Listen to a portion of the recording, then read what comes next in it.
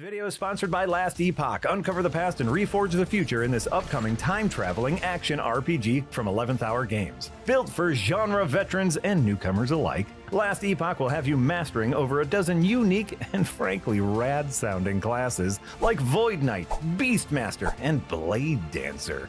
Branch out across tons of skill trees, dive into the community-revered crafting system, and hunt for rare and powerful loot by yourself or alongside your closest ARPG pals. Last Epoch is easy to learn and hard to master, just like playing the saxophone. And Last Epoch's deep and continually evolving endgame means that there's no curfew on this dungeon crawl, unlike my saxophone playing. I have to stop by 7.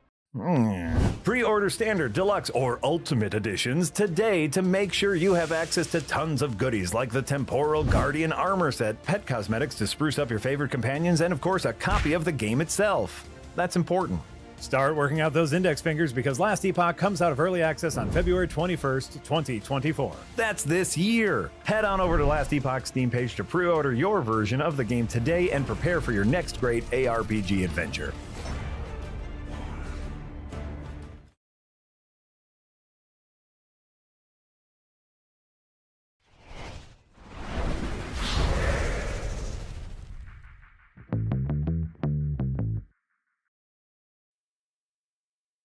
Well, hello, everyone, and welcome to Second Wind's Firelink podcast, episode number 9 for Wednesday, February 7th, 2024. My name is Marty Sliva, and as always, joined by my co-host KC Nwosu, Nick Calandra, and producer Eric behind the scenes. Thank you all so much for being here on this Wednesday evening. We have a wonderful show for you tonight. We're going to chat about some breaking news that just happened in the past hour or two of Disney investing, pretty much gaining ownership of 10% of Epic Games, and their big plans for a thing that rhymes with Schmetaverse. Schmetaverse. I don't think that's how rhymes work, but it rhymes with Schmetaverse. In other strange news, we're getting a new Elden Ring game, guys. It is not the Elden Ring game any of us want, because Tencent might be making an Elden Ring mobile game, speaking of people who own shares in Epic. And then we'll also be gabbing about yesterday's Final Fantasy VII Rebirth State of Play. And by we, I mean I'm probably going to be gabbing. You guys are welcome to gab. I don't know how much gabbing you guys want to do about that. Let me tell you, not much. There's so many things to gab about, and of course, our main topic of the calm before the Xbox storm. If you've been following this sort of ongoing story for the last few weeks, kind of boiled to a head this week with news of seemingly Xbox, with a lot of their games becoming kind of third party and putting their games on PlayStation and other platforms, including possibly Halo and Gears and Starfield and Indiana Jones. And ahead of a full announcement by Xbox executives next week, we're going to kind of speculate what that might mean, try to read those tea leaves and do some reckless speculation. I'm a big fan of reckless speculation because you know what? If we get it wrong, no one's going to care. That's what makes it reckless. Yeah, that's true. Exactly. We didn't put the pen to paper, so as long as we didn't do that, we're good. No pen to paper. No paper here. And then right off the bat, Cross Circle Squared. Thank you so much for joining the Green Gang. And thank you to everyone. It's so great to see so many members of the Green Gang here. Remember, your super chats, your donations go towards incredible goals like our current goal of getting the crew to GDC 2024. If you want to see Yahtzee, Nick, Jamate, and company wander the streets of San Francisco in search of little hidden treasures, that's what they're going to be doing in like a month and a half. So thank you guys so much. Fellas, how are we doing on this Wednesday evening? Status check. How's everyone doing? Casey, how are you doing? Not bad actually. This weirdly feels like a long week. Like it's only Wednesday. Yeah, that was weirdly. But you know, there's lots of games out in the ether. Aside from like people kind of losing their collective minds about the Xbox thing, it's been kind of like calm in like the internet sphere. In all honesty, like in terms of politics, like a little bit of justice. I won't get specific, but a little bit of justice apparently it seems like is on the way to being served. So you know, I hope so. You're talking about for Gina Carano coming back to the Mandalorian. No, that is not what I was talking about. But yeah, I'm doing good. Yeah, I'm feeling good. Yeah, Nick, it is 1 week away from Valentine's Day. Are you excited for V-Day? Wait, are we doing a show on Valentine's Day? Are we? I mean, is that on a? Casey is the only one with a significant other here. But if that's on a Wednesday, that's like the middle of a work week, and like, I feel like there's nothing you can do. Yeah, I don't know. Yeah, I Like, don't know. the second win community needed some loving. That's a donation goal. I don't know if we're ever gonna hit. I don't know if we're ever gonna hit that. But Yeah, yes, but I am doing fine. I have a paycheck again, and that's good. I have to Thank Jesus. immediately turn around and use it to fix things in my house. So And for your hot Valentine's Day dates, Cheesecake Factory's not gonna pay itself. yeah, I mean, good. I'll just go do a bar crawl on Valentine's Day. Sad Yeah, you about probably that? won't be the only one. So yeah, Probably not. that's probably a good idea, actually. Yeah, let me tell you, bars of Valentine's Day, Good stuff. perfect, Yeah. perfect. We have a lot of good stories. So there's no time for chitter chat. The chitter chat was nice, but we could only have a few minutes of chitter chat because we got big news. We would have been able to have chitter chat were it not for Disney. Because just an hour or two ago, Disney dropped a major bombshell that they are investing $1.5 billion into Epic Games, which equates to about 10% equity share in Epic, which puts them in line with. So Tim Sweeney owns half of Epic, and then Tencent owns like 40% of Epic, and Disney owns kind of like a bulk of the Yeah, rest. it's got of like that. a tiny Yeah, little, Sony has a little just sliver. wedge themselves in there. Yeah, but what this actually means is, so according to the press release, quote, in addition to being a world-class game service and interoperating with Fortnite, so a lot of Fortnite collaborations, the new persistent universe will offer a multitude of opportunities for customers to play, watch, shop, and engage. Rank those. What are your favorite things to do between playing, watching, shopping, and engaging? So I know my number one is engaging. Oh, I thought you were going to say shopping. I do like shopping. Marty's be shopping. Yeah, this is I don't know. This whole, at least they're not using the term metaverse, but that's It is exactly what it is. because they're afraid of it. Yeah. Yeah. Well, the thing Good is, call, though, it's in all like honesty. you've already Yeah. you've already got Lego in there, and like it's its own game. You've got it's whatever this racing game is. You got Guitar Hero, so Fortnite is its own platform now. But this isn't Fortnite. This is a thing. They said outside of Fortnite, this is a new persistent universe. You'll be able to play, watch, shop, and engage with content creators and stories from Disney, Pixar, Marvel, Star Wars, Avatar, and more. I don't want to do any of this. Yeah, So like it's gonna be they- Disney Wonderland in a video game form. right. It's like a digital Disney World they're trying to build, but it's not Disney World. It's Disney, the company brand world. Armand's already made a Connect game. Remember that? There was like a Disney World Connect game, and it was That bad. probably, yeah, no one like that. It was I think bad. I think you're right that this is like kind of a separate thing. Like they want it to be like their own version of Fortnite, and that's probably the wrong way to go about trying to get involved in this metaverse kind of thing. Because as we keep kind of dancing around it, but Fortnite has been doing exactly that, and everyone's just copying. Just throw all your stuff into what Fortnite already has. Like they're starting to, do the little branching things off, and like those feel less like what Fortnite is, but they're still at least tangentially connected. Just do more little things like that. Like if it's going to be like a big separate thing, that I don't know if that's going to work, but I don't know. It's Disney. People love those brands. Are you sure it's not included? Like Fortnite's literally in the trailer right here. Like Fortnite is a pillar of it. Okay. I do not think this is a part of the video game Fortnite. Like Fortnite is being like, it's like Fortnite and Marvel and Star Wars. Like these are all almost like parks inside of a larger park. I think. I don't know because this is all seems like it. businessese. Like but Fortnite's gonna like you'll launch Fortnite, and then just like how they have like play the Rock Band thing, play the Lego thing, so you like play the Disney thing. Yeah, that's what I meant. of Yeah, that, like you can like- access like 4 different games through Fortnite itself now, and Fortnite itself is just a platform. This is a weird question. Is Fortnite still obviously still popular? Is it still as popular? Oh yeah. Probably. Yeah, like it's one of those things where like mainstream like press, enthusiast press kind of is tired of talking about it because it's always just in the background. Yeah, I had my nieces and nephews who are from like 10 to like 16. And they were over for Christmas, and they play games, and so I was asking them about stuff. I got them to try Suika. They loved it, And then they just started playing like knockoff versions on their phone, and I'm like, no, you should get the Switch one. They're like, this one's fine. I'm like, animals. No, it's not. But I asked them, I was like, do you guys still play Fortnite? And almost every one of them was like, no. And I was like, oh, I'm sorry. So that's why I thought, like, I don't know, Okay. like, I don't like does maybe it's just one of those things, Casey, like you said, that like it kind of just keeps working in the background and we don't even pay attention to it. Yeah, like my son and his friends are big Fortnite fans. Like when my son Okay. was visiting, we took him and a school friend from this area out to like hang out, and all they were talking about was like Fortnite stuff, and they traded like their Fortnite IDs, whatever. And like I don't think they've done it yet, but like they're supposed to be like having play dates in Fortnite.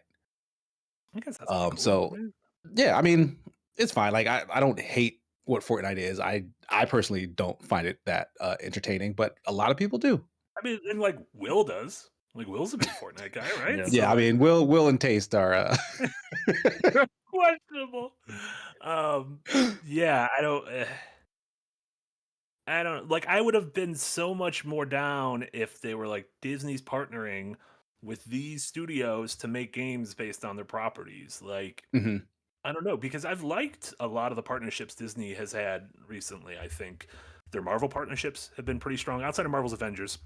Partnerships with Insomniac. I like the partnership with Eidos and was it Eidos who did Guardians of the Galaxy? Montreal. Yeah.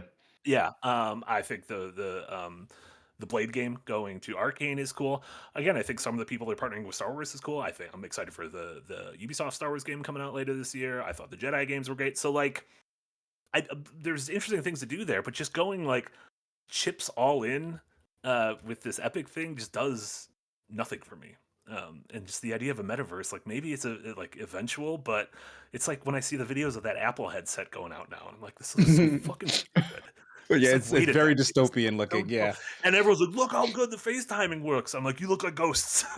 Like, I don't want to speak with like sleep paralysis demons. Yeah, I'll never. I can't imagine wearing a Vision Pro out in public. It's just not looking like a I do goofball. believe Yeah. that's good. Rightfully so. Yeah, I don't know.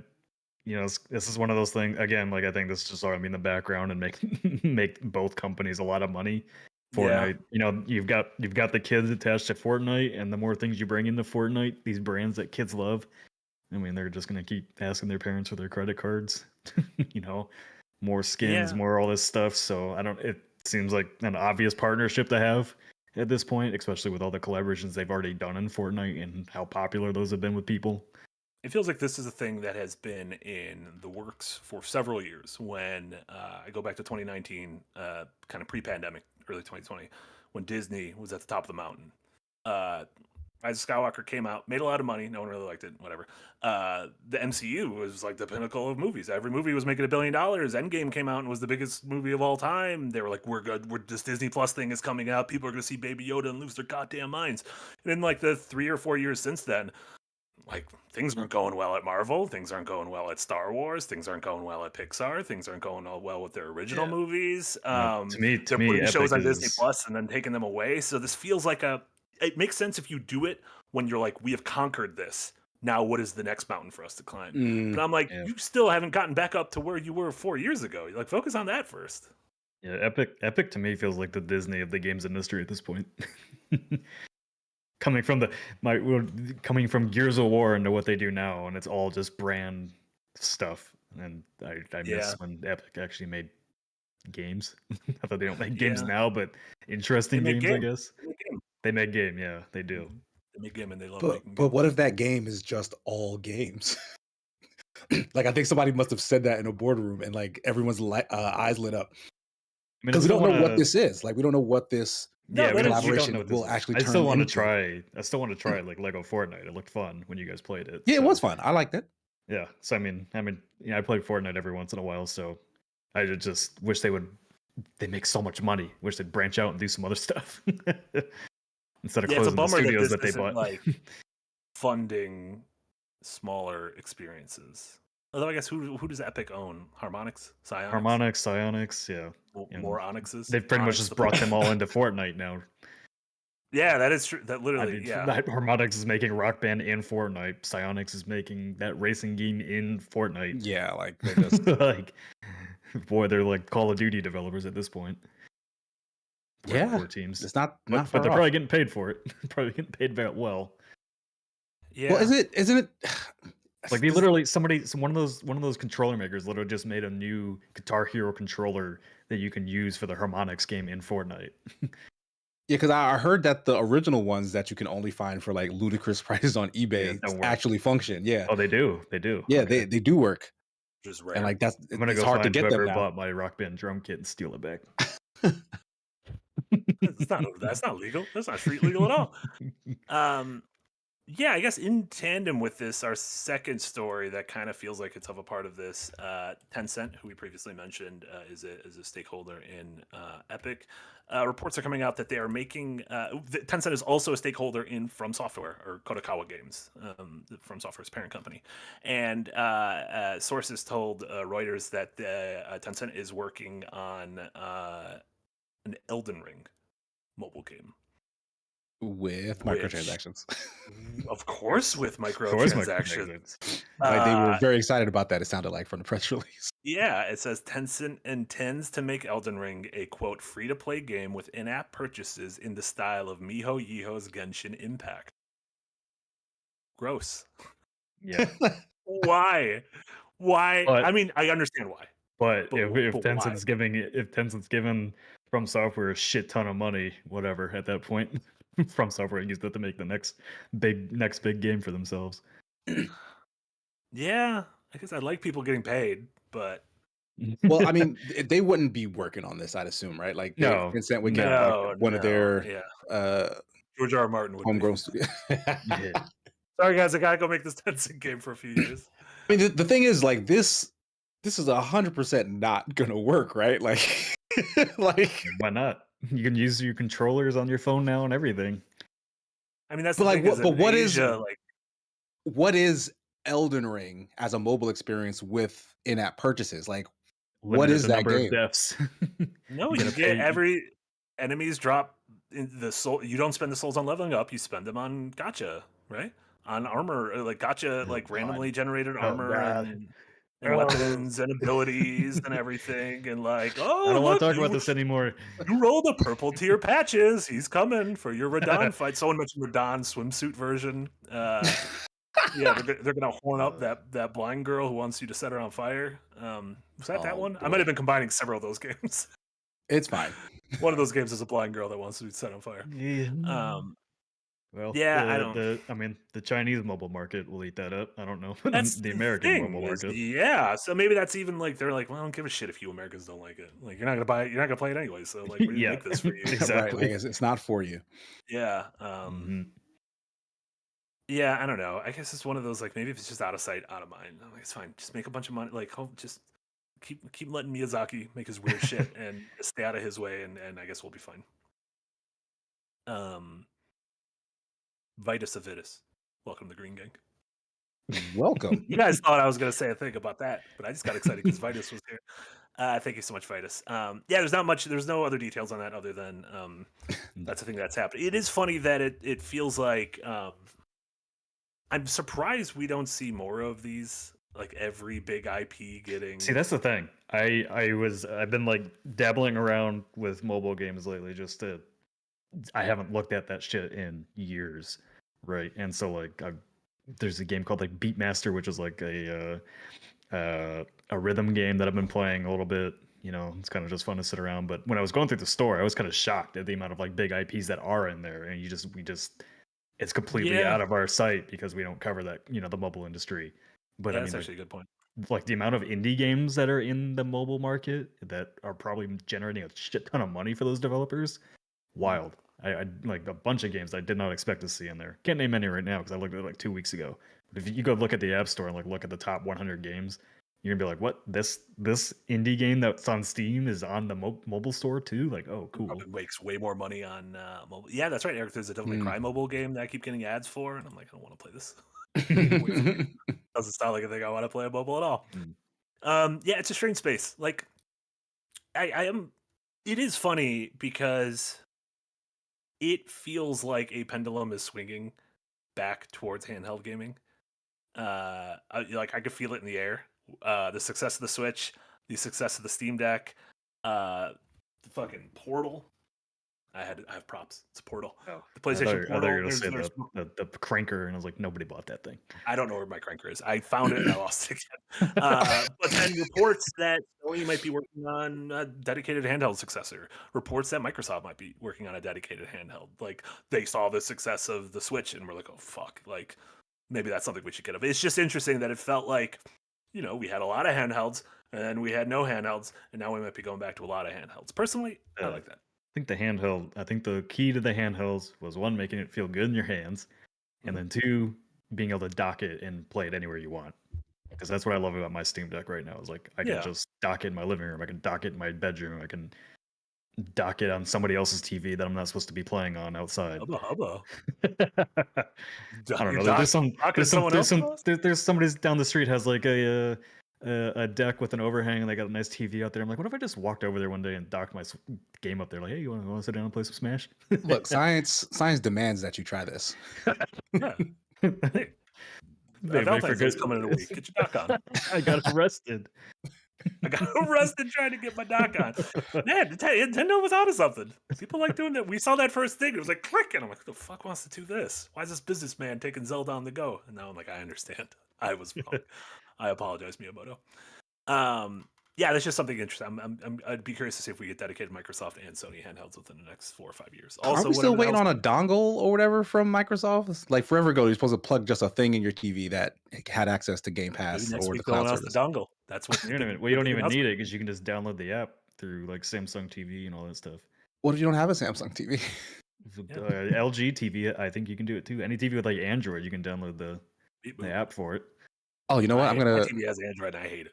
I have a Google TV and I love it, so I'm gonna look for it. The home screen keeps recommending me like episodes of shows I already watched. And I'm like, if you would recommend me, here's where you left off. It's like, I bet you want to watch the first episode of True Detective again. I'm like, no, I'm on the 4th episode. I don't want to watch. But you would watch the first episode of True Detective again. Like your TV knows you. Yeah, but your TV knows like you don't want to do stuff. You just want to rewatch everything. Too well. You want to replay all of Spec Ops: The Line, don't you? You little dog. Before we move on, just to speaking of replays, my Final Fantasy thoughts. Chris Gaines, 2000, with a 100 US American dollar donation. Chris Gaines, thank you so much. Work has kept me from seeing you lovely gents live. I sadly miss contributing to the Adventures Night goal, so here's a bunch of money to alleviate my guilt. Go to GDC, see the sights, press some buttons, meet a new girlfriend, Nick, or buy some nice sandwiches. Sandwiches. I'll give you some Sando recos. I just ate a sandwich, Chris Gaines. It was delicious. I think he means weed. No, wait, sandwiches. What? He says, go buy some nice sandwiches. Sandwiches. It's a How I Met Your Mother reference. I do not. Chris Gaines. Were you talking about actual Sandos? Or are you talking about Mary Jane? Yeah, I don't watch enough How I Met Your Mother in San Francisco, so yeah, could be either or. Yes, it could be. Yeah, one or the other. But our final topic before the main topic. Yesterday, Final Fantasy VII had a state of play. Final Fantasy VII Rebirth had a state of play. Eric, you're messaging me. Message one of them. I have to host. Message one of them and get them things. So Final Fantasy, there was a 20-minute state of play. We knew about this last week after the Sony one, but this was sort of seems like the last big push towards before the release of Final Fantasy Rebirth at the end of the month. And this 20 minutes, a lot of stuff happened. They showed several trailers. They showed a gameplay breakdown, and they announced that a demo was now available, plus another demo would be coming later on in the month. I will say the trailer just rife with spoilers. Just lousy. While watching it, I was like, I wish I didn't watch this, even though it's fucking awesome. It is so good. Guys, this game, can we call it? If I don't know the story, does it still count as spoilers? No, it's not, because I know the story, and I was also like, this is spoilery, but I also don't understand it. I still don't understand anything that happens in Final Fantasy. It's spoiler that they show you like the whole world of the game, which I don't want to see either. So I mean, if you played Final Fantasy, you know where you're going. You're going to Junon, Costa del Sol, Nibelheim, Gungaga. Oh my God, Cessni's in Gungaga. Nick, can you believe it? I know Casey can't believe that Cessni's in Gungaga. These nuts. Got him. Cloud will never recover. His parents are still there, and Cessny is protecting them because that's what she about before he died. You're honestly speaking another language right now. Cessny is a former Turk, no longer a Turk. Obviously had a sort of like a will they won't they relationship with Zach Fair throughout Crisis Core. Zach was clearly in love with Aerith, though he hadn't seen her in several years. Cessny appreciated that, and as Zach went off to his suicide mission, dragging Cloud behind him, Cessny said, "Listen, I'll go to Gungaga and look over your parents." Cessny, just absent from Final Fantasy VII proper and absent from Final Fantasy VII Remake, and people were like, "Is this just one of those characters they're forgetting about?" But no, Cessny is coming back for Final Fantasy VII Rebirth, although in Gungaga, which means it's probably Cloud in the party, and she seems to recognize Cloud, so she'd recognize Cloud as the injured soldier and not as the first-class soldier who he claims to be. So that might be where the party starts being like, oh, is Cloud full of shit? Does Cloud not even know who he is? Which is very exciting. Thanks. Thank you for that. Were you doing all right? I tuned out for all of that. Then they also... Please don't repeat. They also released a demo. They also released a nice about a 90-minute demo, which is it's chapter 1 of the upcoming game, but they're not saying the beginning of the game. So I have a feeling there's going to be a prologue thing that we're not seeing yet. But the chapter 1 you can play, and then it says when you download the game, if you have the save file, you could skip chapter 1. So I'm like, oh, that's nice. So it's one of those, your save file transfers over kind of thing. Right. It is the Nibelheim flashback, which has been, it's almost like ostensibly in Star Wars terms, Order 66. We keep coming back to Order 66 throughout different media and seeing it from different point of views. The event where the stormtroopers turn against the Jedi, the clones turn against the Jedi. This is the incident where like Sephiroth breaks bad and sort of all the shit starts going down, and we've seen it in Final Fantasy VII proper, in Crisis Core, a little bit in Beyond Crisis, in the Crisis Core anime, and now we're seeing it here. And so you get to play that whole flashback, which means playing as Sephiroth. Ooh. And which means experiencing the iconic moment where Sephiroth turns around and you see him in the fire and the music goes up. It's wonderful. It's delightful. Let me tell you, this game, I think it's going to be good. Also, Cessny was on screen just a second ago. I don't know if you guys saw. That's not Cessny anymore. That's John. I thought Cessny was a place this whole time. Oh, no, Cessny Kingaga's the place. So Cessny was the... Nick, you played 7 Remake, right? Yeah. And you enjoyed it, yeah. Ostensibly. Are you gonna play Rebirth? And are you gonna play this demo, or are you just gonna wait and go in? No, I'm just gonna wait. I know the progress carries over, but I'm playing other things, and I don't have time, and I want to go in when I'm ready to go in. And also, you just gave me such an information dump that my brain hurts, and now I don't want to. I don't want information. What? I'm not sure that counts as information. I'm gonna be honest. You don't think that's legally information? What Marty just did? Yeah, like that. It's not like the equivalent of like it's like verbal garbage. Marty reminded me of like a drunk person at the bar coming up and telling me their whole life story, and I'm just sitting there sipping on the beer and like, go away. So Cessny went to Gungaga. That means Zach's parents. We love Aerith. I gained nothing, no context or anything close to it from that whole spiel. So you're the guy that was in Gungaga. I don't know why you don't understand this. You're the guy that was in my movie theater when I watched The Dark Knight for the first time, going, "That's Robin. That's Robin," and I'm like, "Who?" Wait, were they wrong? But they were drunk. He was drunk as shit going during the Robin interview, and everybody's like, "Shut the fuck up." I went and saw La La Land with a friend, and it was kind of like a last minute. We had dinner, we had drinks, and then we were next to the theater. And I was like, "I heard this movie's really good," and she's like, "Oh, I like Ryan Gosling," and we're like 5 minutes into the movie. And she just turns to me and very loudly is like, "Is this a fucking musical?" Singing. And I'm like, "Yeah." Did we not? I didn't realize we didn't like lock that down beforehand. But note to self: don't take people to La La Land without informing them that it was a musical. Wow. Did she end up liking the movie in the end? She did, yeah. She cried at the end. Okay, well then it was a great movie. Job well done. Yeah, Emma Stone, voice of our generation. But yeah, so do you guys think that this is going to be like? This seems like the first like capital M major release of the year. I'm not saying Tekken's not big. I'm not saying Yakuza's not big. I'm not saying Persona's not big. I mean, this is absolutely like the first mega hit of the year, no doubt. Yeah. I mean, again, outside of Pal World, because Pal World aside from Suicide Squad. Womp womp. Yeah, that should have been bigger, but it just wasn't. Like, if we're just gonna be truthful about it. Yeah. Um, Yeah. I'm just curious if this will, like, everything I just said is nonsense.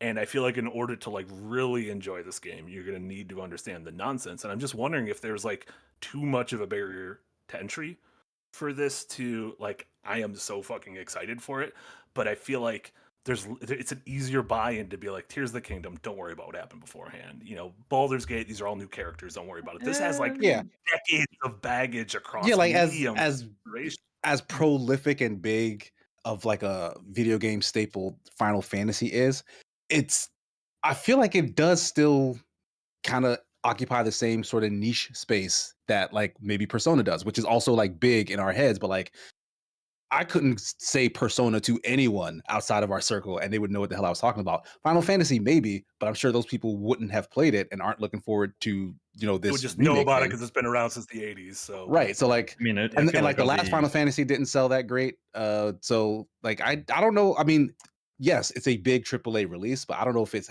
actually will have like big AAA release energy when it does finally drop. Like the people who love it, like Marty, are gonna love it, and everybody else is probably gonna be like, all right, another Final Fantasy, because they're just like clockwork. until they get the Gungaga and meet Cessny. Yeah, I don't know. I feel like I'm prepped to go into it having played remake. Yeah, I still want to do remake. You have 3 weeks. I imagine a lot of people are gonna buy this and then go back and buy remake too that didn't buy it on the first go. Yeah, they're even selling a like a twin pack where it's Mhm. like whatever less money for this and remake. It's like $80 or something for both of them. Yeah, I'll be curious though because it feels like we haven't gotten as much as we've loved. Like there's been some really good Prince of Persia and stuff. I'm just curious. There's been no like, oh, that's clearly going to be like nominated at the Game Awards kind of thing. Like I don't know. Like as of right now, like Prince of Persia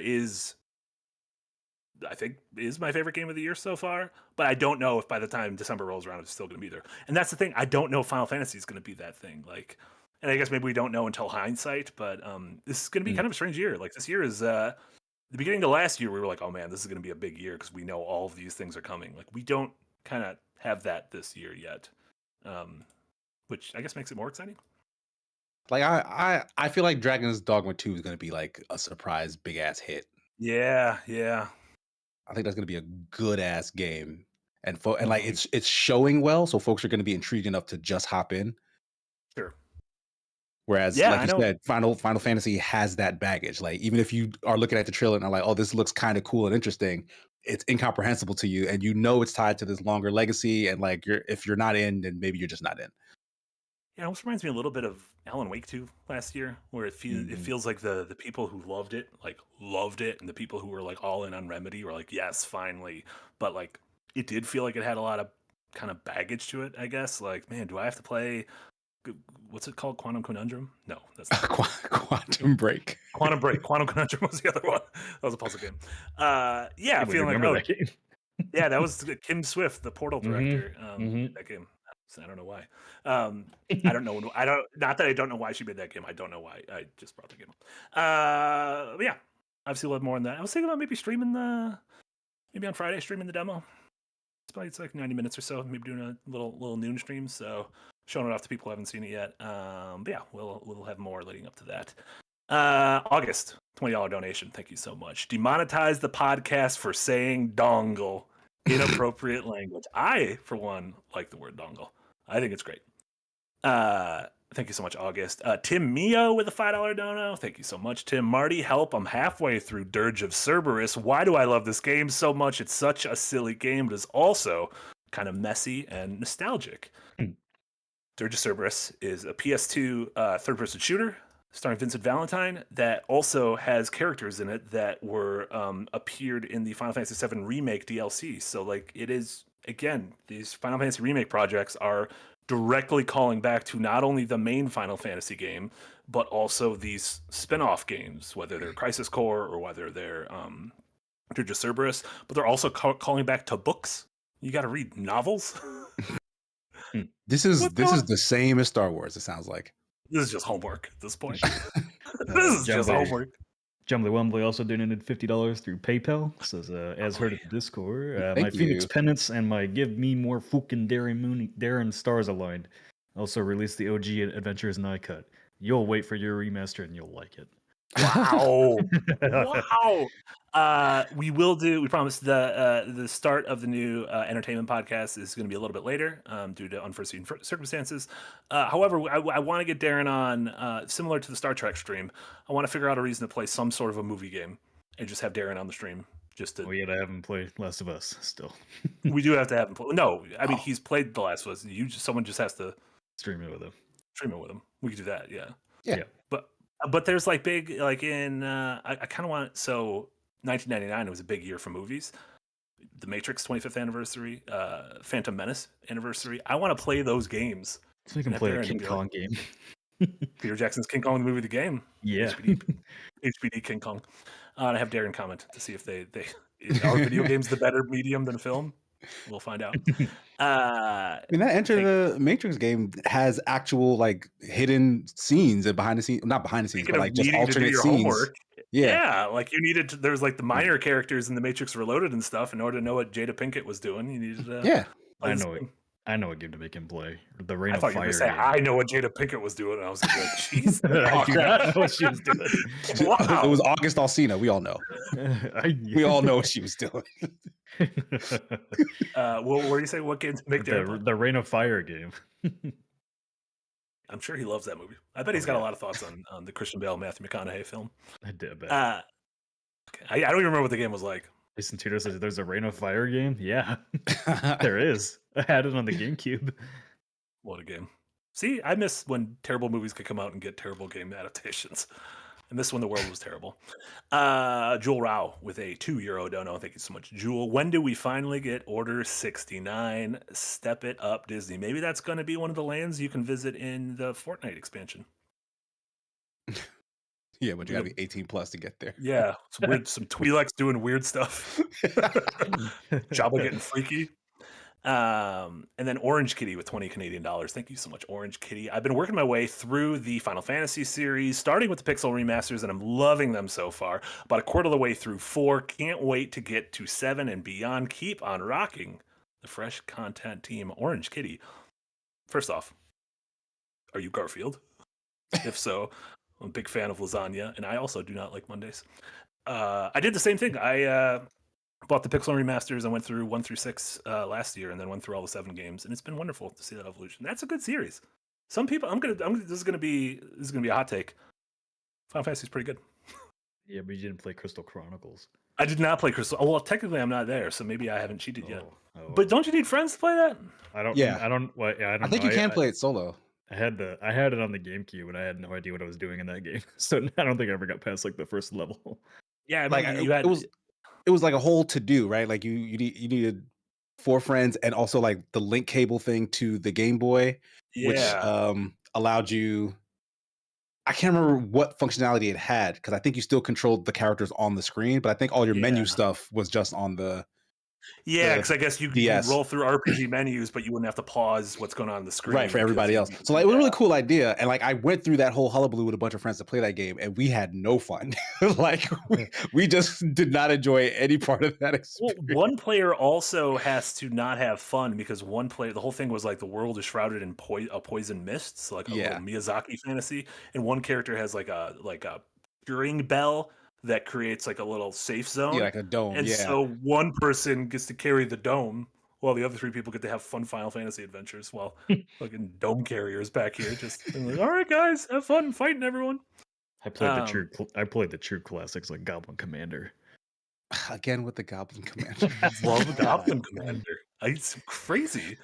Every day you're just like, I wonder how Goblin Commander's doing. Yeah. What was the name of that evil Pikmin game I said I was going to buy and then didn't? Overlord. Lord. I thought you bought it on stream. You lied to us all. No.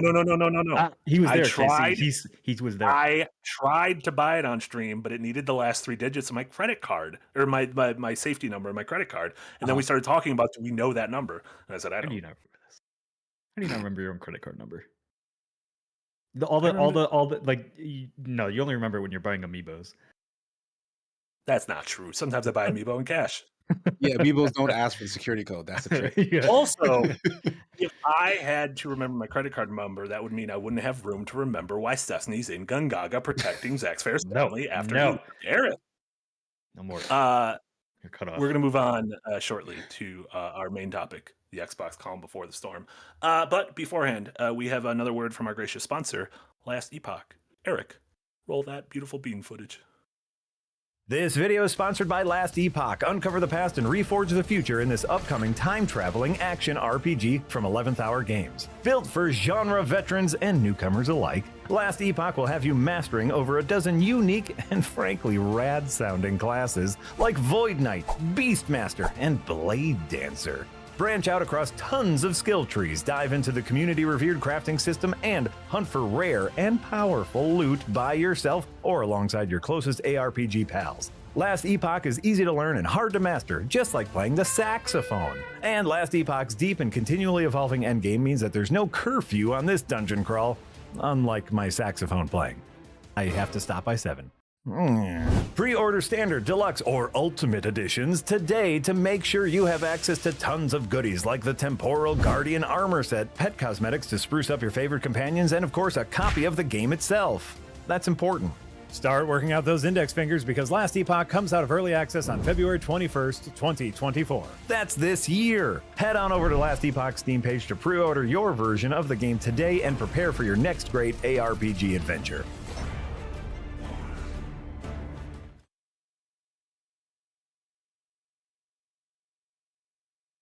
You might think Nick used that time to run somewhere in his house to get his copy of Goblin Commander, but he just had it next to him. And again, I know this is throwing stones at glass houses because I continually reach over. Every time you mention something, you have it next to you. It's not Goblin Commander. It's good for goblins. They have good taste in goblins. You know who does have a great taste in goblins? Phil Spencer, because he's been gobbling up those studios, buying them all. Am I right? Acquisition Nation. Our main topic is the quote-unquote calm before the Xbox storm next week, because it doesn't seem very calm right now.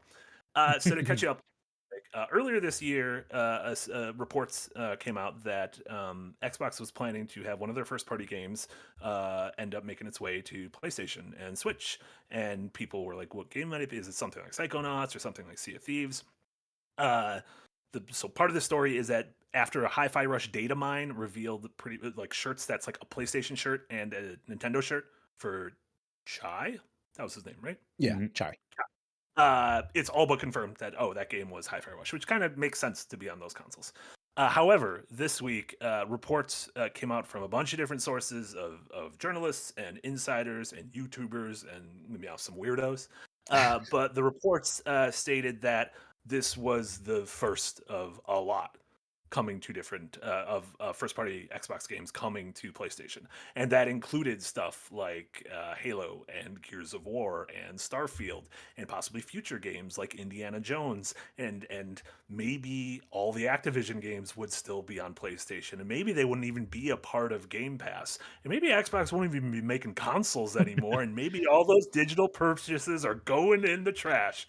And so, without Xbox saying anything, everyone just went fucking nuts. They went nuts. They do not know what is going on. To the point where Phil Spencer had to tweet out, "We are listening and we hear you. We've been planning a business update event for next week where we look forward to sharing more details with you about our vision for the future of Xbox. Stay tuned." Which just seemed to get everyone more riled up, and now everyone's just in a tizzy of what's happening. Are they going to leave the console race? And if they do, does Sony have a monopoly? And are they going to rest on their laurels? Nick, what do you make of all this? Well, I think I've been saying for a while it makes sense for Sea of Thieves and any of their free-to-play games that go multi-platform. I mean, you're just missing out on microtransaction money by not doing that. Xbox is also, everybody's kind of acting surprised over this, but I think if you've been reading between the lines, like I guess I have in the past 3 years, they've been really focusing hard on acquiring lots of software. Mm-hmm. It's kind of a foregone conclusion that Call of Duty was never going full exclusive, and everybody was like, "Oh, Call of Duty is going to go full exclusive. Why would you pay that much money and not go full exclusive?" It's like, well, because that's a lot of money left on the table if you don't sell it on PlayStation, which has a much bigger install base than Xbox. So, I fully expect like games like Call of Duty, Diablo, all that are gonna stay multi-platform. Indiana Jones, I don't see any reason for that to really be exclusive. I don't know, like these deals are just so games cost so much. These deals are so big now. If you're not releasing your games to as wide of an audience as possible, you are just leaving money on the table at this point. Uh, and like some of the speculations, like are they going to bring Game Pass to PlayStation? I don't see that happening because PlayStation has PlayStation Plus. I mean, they'd be competing with themselves to basically. You think about it, like the game, like some people are saying maybe it's a curated list, possibly, I guess. But think about, why would somebody buy Indiana Jones on PlayStation if they can just get it through Game Pass? In my opinion, like if I were to do this, you stay in the console business, you still have Xbox consoles, you get Game Pass. You can only have Game Pass if you either have a computer or a console or a mobile phone. So you subscribe that way, or if you want those games on PlayStation or Nintendo Switch, you're paying a premium price for them, and basically Xbox is essentially double dipping at that point. So I don't know what exclusives look like anymore. Like there's not like aside from Nintendo, who locks their games to a single platform forever, there's not really Sony doesn't really do exclusives anymore either because they're on PC. So Right, I think yeah. I think everybody's trending in this direction. You can't keep investing $100 million budgets into Last of Us and not release it to as many people as possible. It's funny how Marty, you mentioned that people were afraid that Sony would become a monopoly when Nintendo was right there. Like it's like people just forget like Nintendo was still in this game, Yeah. and they were the original like ones. Well, not original, but like they have a lot more beef between each other than even Sony and Microsoft do nowadays. Like, but yeah, like I agree with you, Nick, that for Xbox in particular, it makes a ton of sense for them not to be so exclusive dependent because of how they're getting beat completely in terms of just hardware out there. And the truth is, like, their strength has always been in their software, in their services, like in their infrastructure and whatnot. So if they could somehow leverage that in the other places, like on Sony's big install base, like that would be huge for them. Because as much trash as all these console fanboys talk, they would play all these games that they see on the other consoles. Yeah. Like as long as they get access to them, they would play them. So Well, the online conversation in the large scheme of things does not matter. right, yeah. And Xbox has made that clear. Like it does not matter. And that's watching these, there's like that article report on VGC of like these big name influencers like I don't trust Xbox anymore and I'm not talking. And I made that tweet and I was like, it says more about those guys that like they've been hyping up, and Mark like Clobril and Tim Dog and all that are like hype up Xbox. Hey, you guys yell at me for talking about Sisning and Gaga, and then you're like, "Oh, Bray and Nate Dogg." Well, those guys are like the big Xbox influencers, right? They do like if you see like an Xbox graphic going around that's not from Microsoft, it's usually from Clobril, and those guys. I don't know those guys. That's like, I'm so like sectioned off from that part of like the internet / Twitter. Like I didn't know that there were Xbox diehards of that nature out there. Yeah, and I mean like those guys. Microsoft never hired them, and they do like all their marketing for free for them. So that tells me more about these influencers that are like they create like making a huge assets for Microsoft. Yeah, and like, but they're making this huge stink about Xbox failing and going away, and that they don't trust Xbox anymore. And like, this is a Microsoft company, guys. if you put your faith in Xbox to $1 trillion corporation, that what corpos I don't know. I don't know like. This weird must respect the fandom thing has never made sense to me. And I think we've talked about before like how I've liked how Xbox has been more communicative on social media because like you don't see a lot of that from Sony. But now I understand why. Because stuff like this. Yeah, they get too friendly with you, and a parasocial relationship where Casey, we were talking about this earlier, how like even Xbox as a brand, their brand account is much funnier and looser and like feels like it's loosened up the tie with its goofs and how it responds to stuff in a way that like Nintendo's is written by like Corpobot 5000. Same thing like Sony is just stick to the point, don't make any goofs. Yeah. But whereas like Xbox is like, it has like a lot of their communications and marketing people, and even people like Phil Spencer are like a forward-facing person that like Mhm. hosts these events and chum around with people and seem really charismatic. And I've met a lot of them. They're incredibly nice people, but it's one of those things where people see that and like need some form of like being like, this is my found family. It is in Xbox, and I'm Yeah. like, this is really dangerous. Yeah, It's Like the they're same thing they're with people who convinced like, that this is their friend, and yeah, like their friend has betrayed them. And so like, yeah, and yeah, it's that the same. reaction is You like, get that. well, You get that's that. why I brought up those influencers, because like those mm, influencers were in.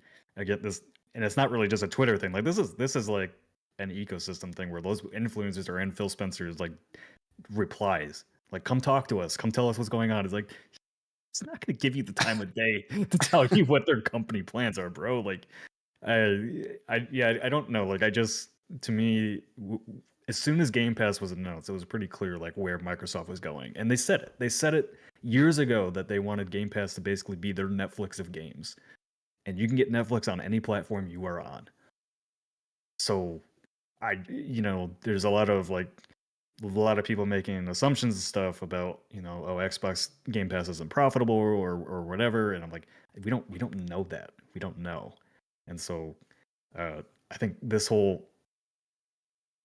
wouldn't be a big event next week if there was not some big change coming. And I'm not going to be surprised at all to hear Microsoft going third party with a lot of their service focused games, State of Decay, Sea of Thieves, their big IP games like Indiana Jones. Like I still think lacking Spider-Man to a single platform is dumb.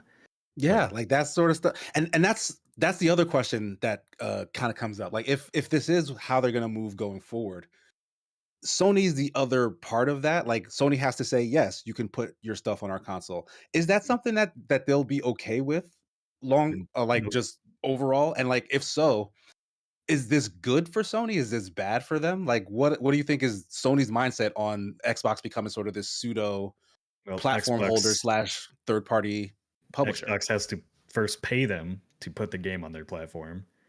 And Mhm. then second, Sony will get a cut of the sales to be on their platform. So yeah, this is more money for Sony. And it's also going to give them access to a market I think they don't really have a lot of, which is like first-person shooters, which their exclusive lineup doesn't have any of right now. Remember Killzone? But that's the thing, because like Resistance, yeah, Killzone. Sony makes a lot of stuff that is supposed to fill in gaps that Microsoft has. Like, does that mean Sony feels the need to not do that because that stuff will just come to their platforms? I mean, to me, it seems like the easy thing is just to take the Sony route, where Sony's games, a lot of their games have come to PC. Sorry, Bloodborne. But they're usually not day and date. Although, literally tomorrow, I believe their first day and date one is with Helldivers 2. Um, but, Horizon 2, which came out whatever the same day as Elden Ring or the same week as Elden Ring, is finally coming to PC this spring, and I'm assuming God of War Ragnarok will at some point, that kind of Last thing. of Us Part 2. Last of Us Part 2, Spider-Man 2 eventually. But it's one of those, if you don't mind waiting, then that's fine. You can do that. But if you want to play all those games, if you want to play Final Fantasy VII Rebirth at launch, you probably need a PlayStation. And so Microsoft could do the same thing and say like, hey, if you have Game Pass and you have Xbox, you're going to be playing Indiana Jones for the first year, and afterwards, once you've all got it out of your system, then we can put it elsewhere. And that just seems like a win-win-win. Yeah, it's been about a year since Hi-Fi Rush released, right? Little Yeah. over a year. Yeah, it was January. Yeah, so it would make sense that they're like, hey, this thing Totally. that's a year old now, you can Yeah. play it at your leisure on our platform, is coming to that other one. Yeah, and I feel like that is the way they're gonna go too, because like let's assume like I still think it's ridiculous to think they would leave the Xbox hardware off the table. It's an access point for Game Pass, and everybody's like, well, why do you need an Xbox? And it's like, well, people don't want to put PCs in their living room. And also like it's not just Xbox anymore. It's like having an Apple phone. You're in the ecosystem. Your friends are on Xbox. Your digital purchases are on Xbox. I know there's a lot of concern that like Xbox is going away and all their digital purchases are going away. that's not happening either. That's definitely not happening. I'll eat an egg on stream if that happens, but I don't think that's happening.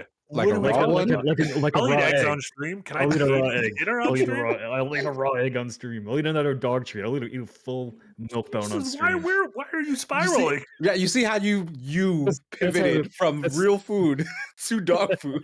That's fire gun at my ceiling on stream. That's it. Why invest in all these studios? Why buy all these studios if you're suddenly just going to kill the Xbox brand and the whole ecosystem you've been building up? Yeah, like It that's makes dumb. zero I sense. don't see that happening either. It makes zero sense. What if Kilbree and Mad Dog and Coltman? What are they gonna do? What are Gungaga gonna do? Yeah. And then B in chat says, "I don't know that." Like, I don't know that. There's we don't know no, anything. there's no. We said this is all reckless speculating. speculation. Yeah, but there's no like logical explanation that I can think of that says, "Yeah, we're exiting the console business and we're killing the Xbox brand." There's no. I can't think of any reason why they would do that.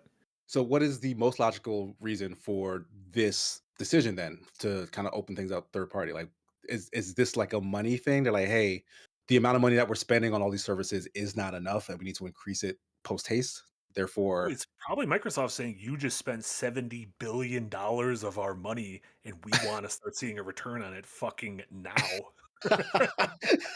I think it is Satya Nadella saying we want this now. We don't want this. This isn't a 10-year plan.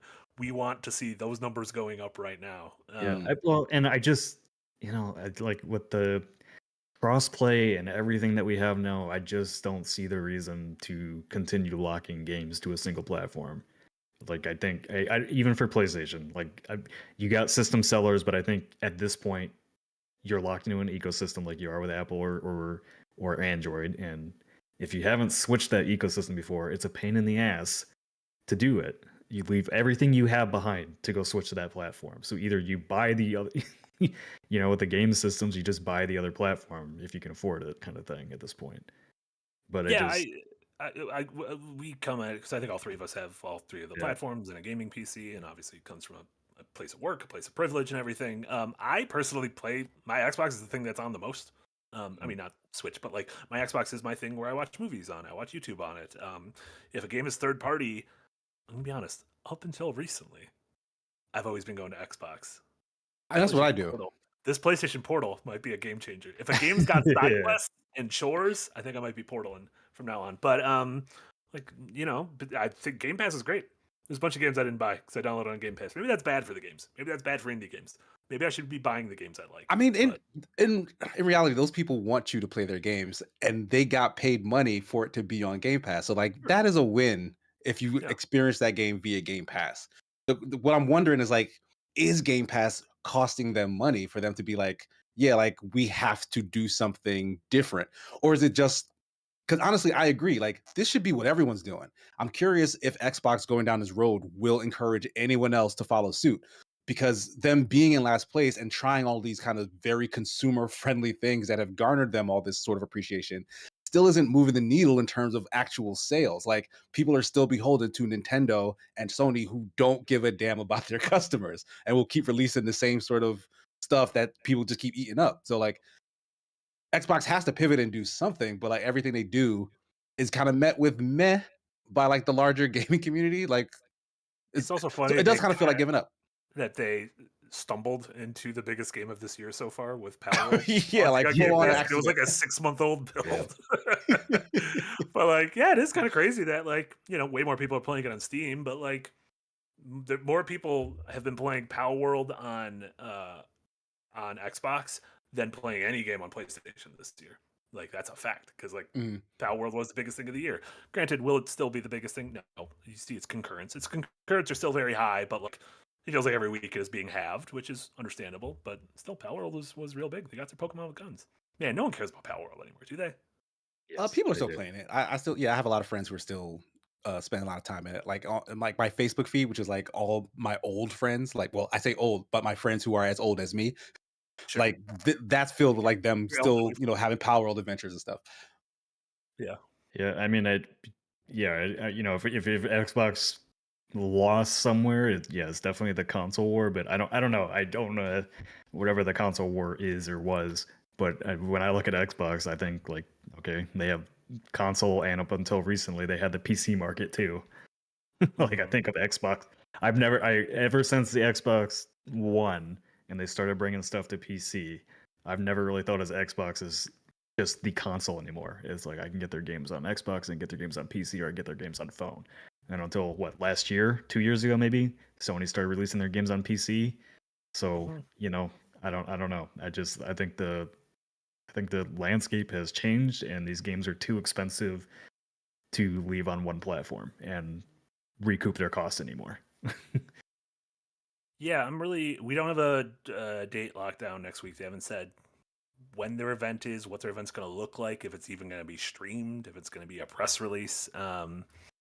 They just said look forward to sharing details in a business update. Apparently,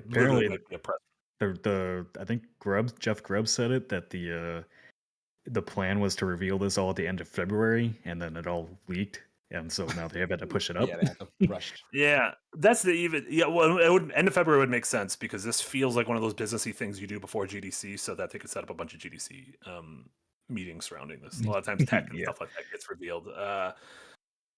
Why do you think it leaked? Do you think that there's just internally people are very much against whatever their plan may be? Maybe there are some people internally who are like, no, these should stay on Xbox. And the amount of outlets that had this information, somebody from Xbox leaked this to them. Absolutely. Yeah. No way. Yeah, I mean, like, how many? Verge had it. Jeff Grubb had it. Giant Bomb had stuff. I don't know. Everybody had something. Mud Dog had it, and it all came out like right at T-Bone. Yeah, it all came out like right around the same time. So this was like a planned leak from somebody within Xbox and Microsoft. A mutiny. Yeah. It sounds. I mean, it kind of sounds like a lot of times these leaks are people who are like, I disagree with this thing. What if it was Phil Spencer? He disagrees with it. Yeah, Heinz Burner. I am super curious what the temperature is on him at Microsoft. Like, pretty attractive. I would say hot. Well, I'm just curious if they like. I mean, they must have. Obviously, they have a lot of faith in him if they let him make a $70 billion purchase on that. Yeah, that's what. I feel like what has Phil Spencer, the exec, done wrong in any of these? Like, I don't think he himself and in his decision making has had any missteps. Like, it's like Xbox has this weird Grim Reaper hanging over them, where like they try and do these good things, and then the result comes out and is like lackluster. Like, he did what he was supposed to do. Like, he garnered sympathy for the brand. He garnered attention. He garnered all these services. He bought a ton of devs, and then those devs were supposed to release the games that were going to save the platform, and they didn't. Well, Starfield sold great. Starfield was the best-selling Bethesda game ever released. But it was Starfield, though. It sold well. It can't be the best-selling at launch. It was the best-selling Bethesda game. Oh, is that because of Game Pass? No, best-selling. Yeah, how would you even? We don't know, how many people played it. Best. Like, what does that even mean? I think I read like 6 million copies. Like in like a window? Did they say like, oh, like this launch weekend or something? Our window. Yeah. 12 launch million, pad window. Had over 12 million players. And I don't remember the sales on it, but it just feels like people. I think people were like, "Oh my god, Redfall! This is going to be fine. That we're getting some Arcane," and they're like, "Oh my god, Starfield!" Well, yeah, the second coming of Skyrim, and those games came out and they were kind of bad. No, I mean, I'm just saying, sales wise and players wise, like Sea of Thieves has millions of players, and State of Decay has done 10 million something players, but yeah, their numbers don't make a lot of sense anymore because like they're all tied to Game Pass and they conflate the two with sales and Game Pass, so we don't really know how these games are doing, because 10 million players could be 10 million over the 5 years that State of Decay has been out. It's a nothing number. It's like when when Netflix releases numbers. Yeah, it's like our former parent companies. We have 300 million readers. No, you don't. So, yeah, it's the numbers are fugazi. Nothing. Yeah. So, there it is. Yeah, like I do think that Xbox needs to pivot, and I don't know we have Hellblade coming up. Is that going to be good? We really don't know. Like, Yeah, it seems like a much smaller scope than what it would have needed to be to kind of hit yeah, that temperature that they've been chasing from their competitors. If this is like a smaller, more intimate thing, that's great for the game, but I don't know how great that is for Xbox, the brand. yeah. And Eric Santiago says, I can't imagine Starfield sold more than Skyrim. Not sold more than Skyrim. It was their best selling game at launch from Bethesda. It definitely has not sold more than Skyrim. Skyrim sold, what, 100 million copies? Whatever it is. Didn't sell more than Animal Crossing. Nintendo's just over here, like, just oblivious to everything that's going on. It's great. Like they don't care about you, your family, nothing. No, but here's Tom Nook. You can pay your debt back to him, but also we'll never put a microtransaction in this game, even though it feels like the game that should have them. I don't understand what's going on. They made a mobile one, right? There were microtransactions in that. Yeah, that game was junk. It was junk. All Nintendo's mobile stuff is junk. Before we move on to stuff we've been playing and watching, Jombly donated on Ko-Fi. Jombly, look at you. A couple secret donos during the stream. Fine, it better be a great fucking remaster, Nick. Also, give Eric a raise. You heard it here first. Jombly, we're giving Eric a raise. Any Jombly donation goes straight to Eric from now on. I don't think that can be tracked.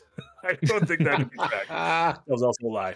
Thank you so much, Jumbly. Orange Kitty, $5 Canadian. Thank you so much, Orange Kitty. Hot take, but Sony should buy Valve. I don't even know if it's legal, but it would be ridiculous. No, I don't want. We don't want more I was worried more about consolidation. I was worried about all the consolidation that Embracer did, and they're basically THQ 2.0 at this point. Yeah, speaking of a Grim Reaper, Jesus. Yeah, I mean every fucking week they're laying people off. So Guttering maybe Studios, maybe don't spend your money before you have it, guys. Embracer execs who somehow still have your jobs and should all be fired for what you did. Yeah, they had no idea what they were doing. Yeah, from the beginning, that was freaking straight. It was like, why are you remastering all these trash ass double A games? The thing they did at the start was put THQ at the front. And I'm like, that's a bad name to have attached to whatever the hell you're doing now. Yeah, because they went out of business on their own. Like no one did that to them. Screwed themselves out of it. Yes. Yeah, it is weird to be like, that company that failed? Well, we're going to name ourselves after the failure. Like, Embracer's lineup just isn't looking good. Like, you've got the Outcast 2 sequel, like a sequel that nobody asked for, and is probably, I'm sorry, is going to tank at launch hard. And I guarantee that'll be that studio. Homeworld got delayed. Homeworld just got delayed. But it's still in development though, so that's good. Yeah, don't worry. Well, there's a What's demo. Outcast? Like Stankonia? Outcast, you can ask Yahtzee about Outcast, but Outcast is like they did a remaster of the first one a couple years ago, and it was like the pioneer of open world games or whatever they're calling it. And then and they're like, oh, Outcast 2, and like I was like, did anybody play this Outcast remake? Why are we making a sequel to this? I'd play an Outcast metaverse if it was like a Stankoniaville, like Andre 3000 and Big Boy, Speaker Box versus Love Below. That's like Street Fighter versus Tekken. I could mess with that. Yeah. Oh man. And then Fungus Finder. Oh my god! I listened to that flute music and I was like, I don't know what's going on here. Yeah, I couldn't. I didn't finish. I gave it one listen and I'm like, you deserved it because you've been great and you've given me so much joy in my life. And I'm like, all right, I hope your flute period is done. Fungus Finder with a $2 dono. Doesn't mayonnaise marinade for a steak sound tasty? No. No. I mean, some people use like almost mayonnaise as like a natural oil when cooking instead of like olive oil or butter, but no. Yeah, I don't know. Marinating and why? You guys are real fast and loose with your mayonnaise. I don't like it. Do you mean you guys as in whites? Yeah, we do put it on everything. Doesn't matter what kind of sandwich it is. That shit's on there. A sandwich is where it belongs. Okay. Like sandwich tuna, and tuna is usually in a sandwich. So I mean, there you go. Yeah. I thought mayonnaise. Yeah, it was seems an expensive instrument. to put it on a steak. Casey got that one. Casey's a real one. What did you say? I said I thought mayonnaise was an instrument. You had to grow up when we grew up, Marty. Casey and I are the same age. Yeah, What are you talking I'm the about? same age as I Brian. grew up Casey when just- Casey grew up. Casey just had better taste in TV. I don't know what It's a SpongeBob joke. that mayonnaise was an instrument. Yeah. Is this like late SpongeBob? Nick, he didn't even get it. I did get it. No. James Streg in there is a nice SpongeBob reference. You're Yeah, playing I'm it. It's lost. right I'm lost. there. Mayonnaise isn't an instrument. I don't even know what's going on. Jesus. That's a very specific. I knew a pop culture callback. reference. You guys didn't. Fuck off. You know what? That's Congrats. because I was good. you were a baby and I Great was going job. on dates. I was kissing people under bleachers. I was listening to AT Aliens. No, that's good. That's one of the good seasons though. Yeah, that was- Eric's getting this whole stream taken down by putting Paramount. On. Yeah, he's just playing SpongeBob right now. No, you gotta flip it. You gotta flip it. It'll be fine if you flip it. Let's get to what we've been playing. Casey, what have you been playing? Not a Or watching? whole or lot, doing anything? Yeah. but I've been dabbling here and there in a couple of small things. As you guys know, I've been doing wedding streams with my fiance every Friday. We finished House of Ashes and moved on to Stray, a game that I've been threatening to play for a long time now, so I can be full on, in my opinion, that Tunic was robbed at the Game Awards for Best Indie Game. And so far, Stray has proven me right. Like, the game is fine. I'm letting my fiance play because it's easier to control. Like, it's very context sensitive. You don't really do platform. You kind of walk up to things and press the context sensitive button. But like the gameplay of it is very minimal. Like, you're kind of being led by the hand, like in these kind of obstacle course thingies, and then you have to like kind of hunt trinkets and then bring them back to certain places to like get more of the story.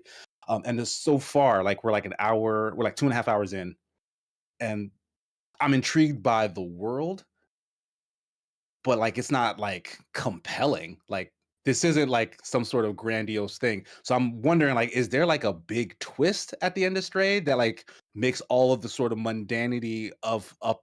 Marty's shaking his head no. Nope. That game Because- is what it is. Yeah, because if It is what it this is. is just all it is, Little cat, I big called world. it. I called it. Like, Stray is full on just an internet phenomenon because there's a cat in it, and you guys need to stop playing in my No. face. No. I'm not a cat person. Like, cats are fine, but like I'm not a cat or a dog. I don't like. I didn't have pets growing up. I had asthma. If an asthmatic could like Stray, anyone could like. But I have a cat. Like, I love my cat. But like, I'm talking about video games here. And if you're gonna sit in my face and tell me that Stray was the best indie game versus Tunic, then you are a liar. You are a goddamn liar. And I will continue to rage about this. I mean, for being real, People Tunic like was their too good hard to graphics. judge. Like, Yeah, I mean, literally, If yeah. I'm being honest, Tunic was too hard for. Even though Tunic you was can't turn too on hard. invincibility. Yeah, it was too obtuse. Stray you could beat in like 3 hours. Tunic, like, you needed to stare at a thing and dream about the puzzles and the symbols and the pictographs. I feel like that's not even true what you're saying. Like, you're just telling fallacies right now. No, the What, mainstream. The Tunic mainstream- is not that hard. And like Nick said, you can turn on invincibility. Yeah, and but like the learning the game, the mainstream press does not put the time in to really learn games like that. Casey, I'm just saying, I fucking love Tunic. Mhm. And I was able to get through the game because I did turn the difficulty down, if I'm being perfectly honest. But I love Tunic. But I'm just saying, it feels like it is more. I don't know. It's like it's. I think there's a harder barrier to entry in it than something like Stray. Like, anyone, like you said, you're sitting down with your fiance and she's beating it. Anyone can sit down and finish Stray. I mean, sure, but does that make it the best indie game? Because there was more than Stray and Tunic. And I was Yeah, like, didn't why we have was 10,000? Stray being held to this? Like And we had Stray a is fine. I million- don't want to sound like Stray is a bad experience. Sure. Like, it's fine for what it is. But like, why? Like, we gotta stop. Like, we gotta stop holding up this mediocre shit. Okay, you're insane. I That was was- agreeing with you to a certain point, but you're just insane. You can't be reasoned with. You're I'm not saying you're it's bad, but Cooper. it's shit. No, like, it's mediocre. Like, it's nothing. It's not award worthy. Like, that's what I'm getting at. Like, Stray should not have won the best indie game last year. Like, that's ludicrous to me. I feel like I get this sometimes when I talk with Yahtzee, and I'm getting this a little bit from you, and I get it from Jack. And it's you guys have a very strict definition of what a game needs to be. That's And not true. anytime a little kitten crawls out of that box, you're like, get back in the box and become a fox and pick up your sword. Learn how I to don't use feel the like save I don't point. feel like that's true. I feel like that is true. I feel Stray is a unique experience, but I also think it won a lot of awards just because I mean it's visuals alone sell that game in the atmosphere. Like I don't know. Like I think you're spending too much time on the indie award show, at the TGAs where they're always going to submit for the best looking indie game, in which this game had a major publisher behind it at that point. But I don't know. I'm torn on Stray because like I knew about that game before it was even a game. The guy like posted concept art of the game and people were so fucking hyped about it. He's like, okay, I'll turn it into a whole game. And then it was like this. It was just like a little game, and then Annapurna got on board, and I was like, what? And then it turned into that. So that was a real hipster moment for you. I knew it when it was a piece of art. I remember the day I saw that art because I'm like, it's a cat in a cyberpunk world. Like that's weird. Yeah, like the concept is today better than the execution. Oh yeah, today would be today they'd be like, is that AI generated? That sounds like the internet, yeah. SVS Guru with a €2 dono. Thank you so much. Stray is a little cat in a big world. Isn't there literally a game called Little Cat Big World coming out? I feel like there's been like a demo for Little Cat Big City. You play like a little asshole cat who just knocks shit off people's counters, which is great. But that cat's regular size in its world. But it's just the size of that cat. No, but it's like a little cat. It's not Stray. I was immediately disappointed when it was context sensitive game and not like an actual platformer. I was wanting more game. I was wanting more gameplay. Cats are nimble on their feet. Like, yeah, if you're gonna take that level of control away, like usually it's because they need to direct you for story purposes, and the story isn't carrying the weight of the lack of gameplay, right? So all in all, like it feels like a lacking experience. And Tunic was anything but lacking. Like Tunic is more than what you're actually playing and looking at. Like it's just so layered that it deserves to be celebrated. I'm sorry, I just like Tunic a lot. It's a good ass indie game. Just fucking Zelda. It should have won an award. We got a pair of $2 donos right now. Nick the OG. Tunic was 100% Rob. Masterpiece of a game. Beast March. $2 donation. KC, your nuts Stray was amazing. That was beautiful. Amazing. That's such a strong word. Amazing. I mean, I'm not finished with it yet. Like Nick, this Friday we'll be finishing. You're not going to change your mind. Look, I'm willing to bet that I was hoping that there was some sort of big ass twist at the end. It's like, oh shit, I get it now. Stray. Wow. We'll see. We'll find out because I'm gonna finish that game this Friday. But outside of that, I played. I finally got into some Tekken 8. Mainly just the story mode. Like I want to try to get through all of that, knowing that it was full well that was going to be like pure nonsense. Sure. And it was like it's the production value is crazy. Like Tekken looks so freaking good. But it is dumb. Yeah, like no surprise there. I don't understand why anything is happening. There are so many characters in that game, but they only care about the Mishima family. Like you're playing as the youngest Mishima, Jin, for most of the story so far. Like there's like this one little tournament section where like they let you choose like some other characters for like a one-off, but you are just Jin for like most of the story. And like I don't like that. Like I really like how Mortal Kombat handles their story, where like you're kind of going through sections of and like you're getting different pieces of the story and everything comes together. Like nobody else in Tekken matters. It's just the Mishimas. But also like I'm bouncing off really hard in terms of Tekken's controls. Like I had a talk with Justin from the Rusty Rupees, who's like a big Tekken head. Like he played a lot of Tekken on his streams on my podcast this past week.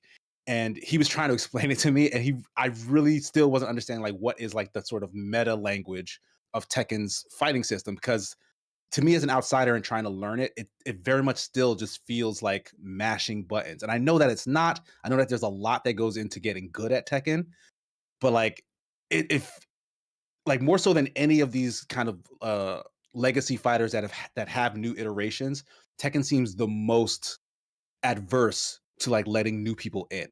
Mhm.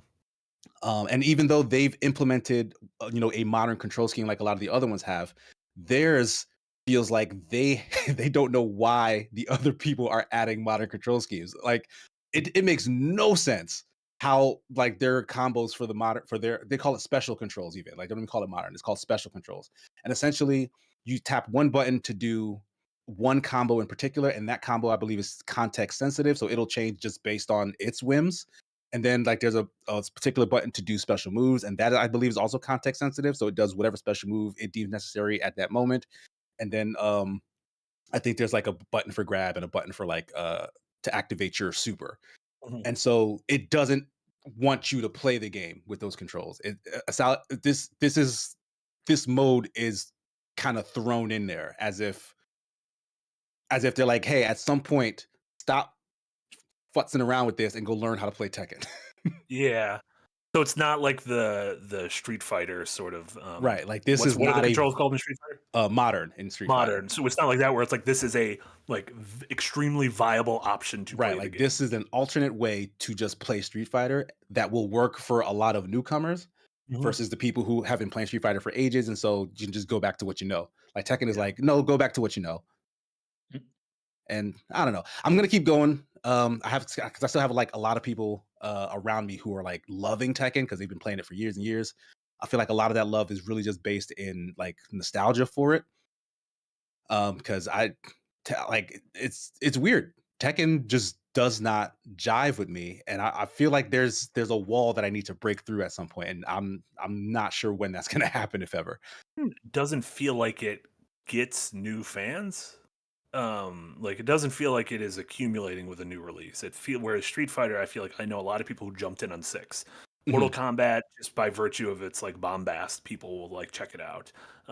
Smash Ultimate absolutely drew in a new audience, but Tekken, it just seems like you said, the people I know who still play Tekken were like their like Tekken Tag tournament at the launch of the PS2. Where it just doesn't feel like Tekken ever does a thing where it's like, oh my god, well, even non-fighting fans have to jump in for this. Yeah, and it's sad because like we talked about this when I did the preview, when I was playing in the early beta. A lot of their ancillary stuff, like their stuff that helps people who are good at that game, like train and stuff, is really cool. Like the ghost data stuff that you can like rip from just like it'll amalgamate like an AI version of the way you play that That's cool. other players can just take and use. Yeah. Like To, it'll practice take against Casey. Yeah. right. Yeah. You can take like recordings of a match you actually did and play out a scenario where you lost and like do something different in the recording. Like that stuff is like really cool. I just wish it was in another fighting game. Yeah. No, I hear you. Which is kind of a bummer. It seems like a lot of people Yeah. are loving it though, but or at Yeah, least, like the Tekken heads are loving it. I was 'cause gonna it say is more critics Tekken. love it, but I feel like most of the people who reviewed Tekken were probably Tekken heads. So Yeah. I feel like that's almost like I'm imagining Final Fantasy is probably gonna get really high reviews because most of the people who review Final Fantasy are probably gonna be Final Fantasy heads. But it's kind of like, what about people who aren't? But maybe that's not who games are for. I don't know. I don't make games. Before we move on, Fungus Finder with a $2 dono. Thank you so much. Quick, Eric, incite a war by making a cats versus dogs poll. Don't you dare. This country's divided enough. We've suffered enough as a nation. Aaron Sunshine with a $1.99 dono. Thank you so much. Casey, meow, meow, meow. And then I had a cat. Thank you, Aaron. Thank you, Aaron. And then Pundabaya with a £2 dono. Thank you so much. I had more fun with Redfall than Tunic. Meow. That is a lie. You don't know that. Don't tell people You're I'm trying telling to- the Don't be lie. the fun police. You're just trying to get a rise out of me. If they really did have more fun, they would have spent more money.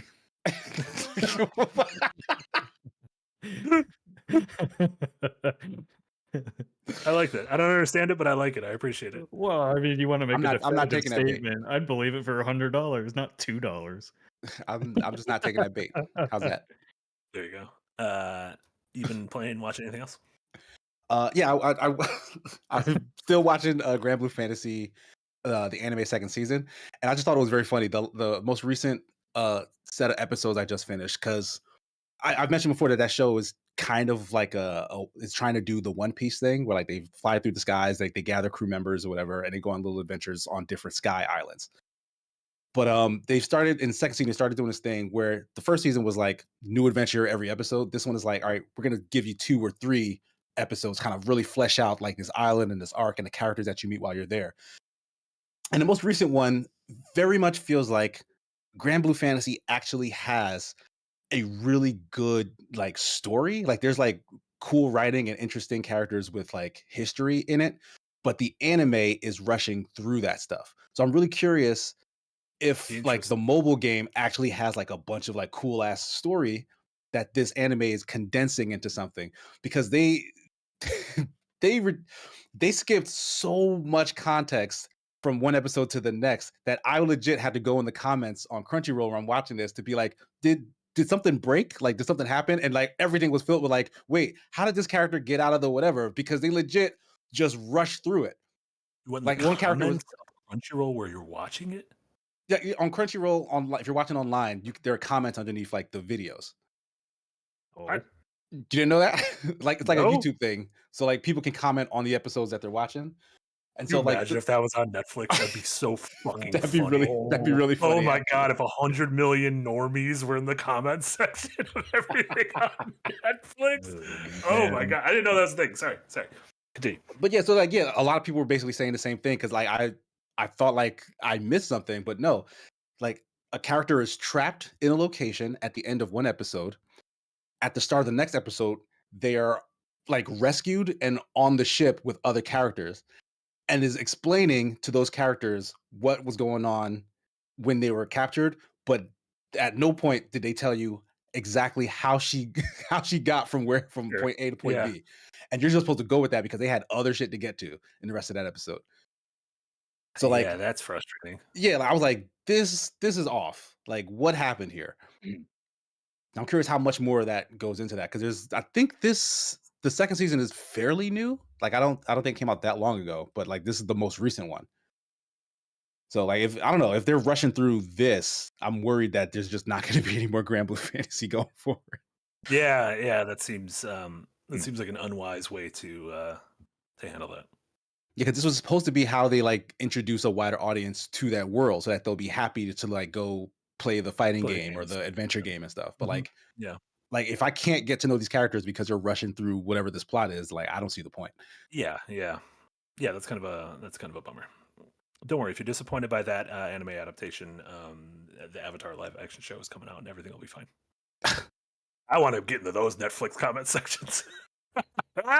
Yeah, those are gonna be bad. I was man, like I don't know what it is with these TV shows lately, like whether it's Rings of Power or Avatar. They're like, yeah, let's take out all the character development out of these things because it was problematic. And I'm like, can we not have problematic characters in fiction anymore? Like, what are we doing? Like, is it a time thing? Like is it too jarring because of the pace of how they're going to try and tell this story for him to be like, oh, women should stay in the kitchen in like episode 1, but then by episode 3 to be like, you know what? I think I like women. Ruth Conda forever. I don't know. I feel like every time I see one of these big shows coming about, the writers are like, we took out this stuff because it was bad. And it's like, yeah, there's bad characters in shows and books and games. Like they have problems. That's the whole point. Yeah, like I am all for this is a different medium. You need to literally change and adapt the thing. But if you are like just missing like key themes and like, or at least like misunderstanding key themes. I think that's what it is. Is like if this feels more like a misunderstanding of why those traits belong to that character versus them just being bad traits. Tells you why the creators left the show. Yeah. Those comments alone tell me that they're like they were shoehorning in how they want to do it. And like we had a podcast all the way back on Breakout that we got a lot of people met us for talking about the Rings of Power and like how we're like, you need to stick so much to the source material. And like I still think that's true. I think you can still make a good show without sticking to the source material in In most cases, I think that's how you should do it. In totality. Mhm. But if you take out the essence of what you're using from the source material and just completely shapeshift it for the messaging that's not even there anymore, I like that. I don't know. I just feel like people that like want to tell their own stories are using these major properties and not making good shows with it. Because The Witcher, like I didn't even finish the season 3 of Witcher. I just couldn't do it. Yeah, I've just had no desire to go back to The Yeah. Witcher. Yeah. So I don't know. I just like I don't even know how to explain, because it's not like, yeah, I don't know how to explain what I'm trying to say basically, but it's sort of because I don't want to fall into the stick to the source material camp, but also like stop changing everything to fit your own version of what the source material is. I don't even know if Like that sounds normal. No, I get what you're saying. Yeah, like because I normally feel like it's worthless to do a one-to-one adaptation of something. Like if something exists and is good and loved in one medium, don't make it again in another medium and it's exactly that. Like give it its own energy, Yeah. right? Well, that's like But what they did with The Last of Us. They gave us more. They told us the same story, right, but gave us more of it. And like right. But everything that's still felt like kind of what the source material yeah. intended. So like It's that's it's the the thing is it is hard to do, right? It's like it's not super easy to just do an adaptation, which is why so many get it wrong, right? Mhm. But I don't yeah, know like because in like some cases, somebody like they change too much, and that's what the problem is. Is like you're getting away from actually what any of this even meant in the first place. yeah, some of the earlier interviews about Avatar got me interested in watching this because like I didn't ever finish the cartoon, but I watched a good chunk of it when I was growing up. But like they talked about like showing the genocide that happened with the Fire Nation and all that instead of just recapping it in the intro like they did Mhm. in the show. And I'm like, oh, that's neat. Like get to see more of the backstory that led up to Aang, and then but then they're like, yeah, all these interviews come out, they're like very confidently saying like, yeah, we're making this guy a better person, and it's like, what? Do you don't know what the audience you're speaking to? Like, I think the lesson I'm taking away from this is everyone should feel bad who said mean things about Cowboy Bebop because that was actually good. The Cowboy Bebop adaptation was actually good. It was good. Yep. 10 years from now, we're going to be knee deep in these bullshit adaptations, and we won't, and we'll be looking back and being like, we shouldn't have been mean to John Cho and the and, rest of the crew. and I'm glad Should we never had be this mean to John Cho. discussion because I'll be watching Halo tomorrow, and I'm gonna come back like I'm either gonna be like, it's okay, but I am bracing for impact. At least they got rid of all the show writers from the first season that didn't know what they were doing. I mean, yeah, there's a chance that it has a totally different Yeah, tone because of that. yeah. So I think I have no personal issue with Kiki Wolfhill, but she was in charge of like all the transmedia for Halo, and none of it worked out. Isn't she Unfortunately, still on the? She's still on no, the show. no, she left. She's You not. sure? She's completely out of three. Like that whole leadership team is gone from 343. She was very quiet about it. Oh, I mean, she's still like tweeting stuff about the show. Oh, I'm sure. I mean, I'm sure she still wants it to be successful. Yeah. Yeah. Like that's like Halo is why I know the name Kiki Wolfkill. So Sure, So sure. she's head of IP expansion at Xbox, but she is no longer like part of 343. She's a producer on the show, Nick. She used to be. She had a No, bigger Halo role before. showrunner David Weiner and producer Kiki I Wolfkill. I've seen a bunch of interviews with her I this week on the know show. she had a bigger role before though, on the first season. Okay. She's still there. So all the stuff you hated about her, she was like, you know that stuff Nick hated? There's gonna be more fucking and less reach. King Dead. Welcome to the tip jar. Thank you so much, King Dead. My takeaway is Netflix needs comments for the Avatar series. I know that's what we keep saying, and Paramount should get them too for Halo. We need to see what's going on Reach. Is that all dropping at once? What is Halo? How does Halo No, work? it's weekly. No. I think they're doing the first 2 episodes like they did with the first season because there's a Game Pass promotion with it too. Oh, can I watch it on Game yeah. Pass? Yeah, I think so. Well, that's nice. Anything else, Casey? I mean, I played some Go Mecha Ball, but that was a hidden gems with Jess and Jesse, so you can check that out to hear my thoughts. Fun pro or ass con? game. Yeah, that is a definite gem. That game is really fun. I can see myself losing like a lot of a lot of time to that loop. Nice. And I believe that is also a Game Pass game. Speaking of Yep. that, and Halo episodes 1 and 2. And Power World. And Pal World, the big three. I've been mostly playing the same stuff I was talking about last week. Well, I guess I played Silent Hill: A Short Message. I literally just came off another stream watching Yahtzee play through the entirety of it. As a big Silent Hill fan, long story short, it is fun. it is a very long. It is a weird relic of Silent Hill that feels haunted by both Silent Hill 2 and PT. That whole entire series feels like it is in a weird holding pattern, and it doesn't know what it wants to be when it grows up. It's not bad. It's not. It's probably not in the bottom half of Silent Hill games, but it is most certainly not in the top half of Silent Hill games. So it is like very comfortably right in the middle of Silent Hill games. But it's just one of those things where if I wanted a first-person Silent Hill experience, PT is so much better. If I wanted a Silent Hill experience truly about trauma, Silent Hill 2 is way better. And if I wanted a a story centered around teenagers and suicide and the negative effects of social media, there's a billion fucking movies and TV shows that deal with it a lot better too. Their daily lives. That's just their daily lives, exactly. So yeah, it's nice. It's in and out of your life in like 90 minutes, but and it's free, but those don't feel like they're Even I don't know. free So wasn't worth it. So is eating food out of the garbage. I don't know. You can do something else in 90 minutes. I'm just saying, like, I don't know. There's a lot of free stuff. Yeah. You're talking about me coming for Stray while saying that it's basic. You just said it's like food in the garbage. But not like it's not filthy. It's like George Costanza's eclair at the top of the It's garbage a can. plate right on top of the garbage. Right. So, Yeah, but like you still have to reach in there. The more stuff that you do from this new Konami, I'm assuming your confidence is not going up with it. No, it's been going down, Nick. Yeah. It's been going down. So far we're 0 for 3 because we had Silent Hill Ascension, not great.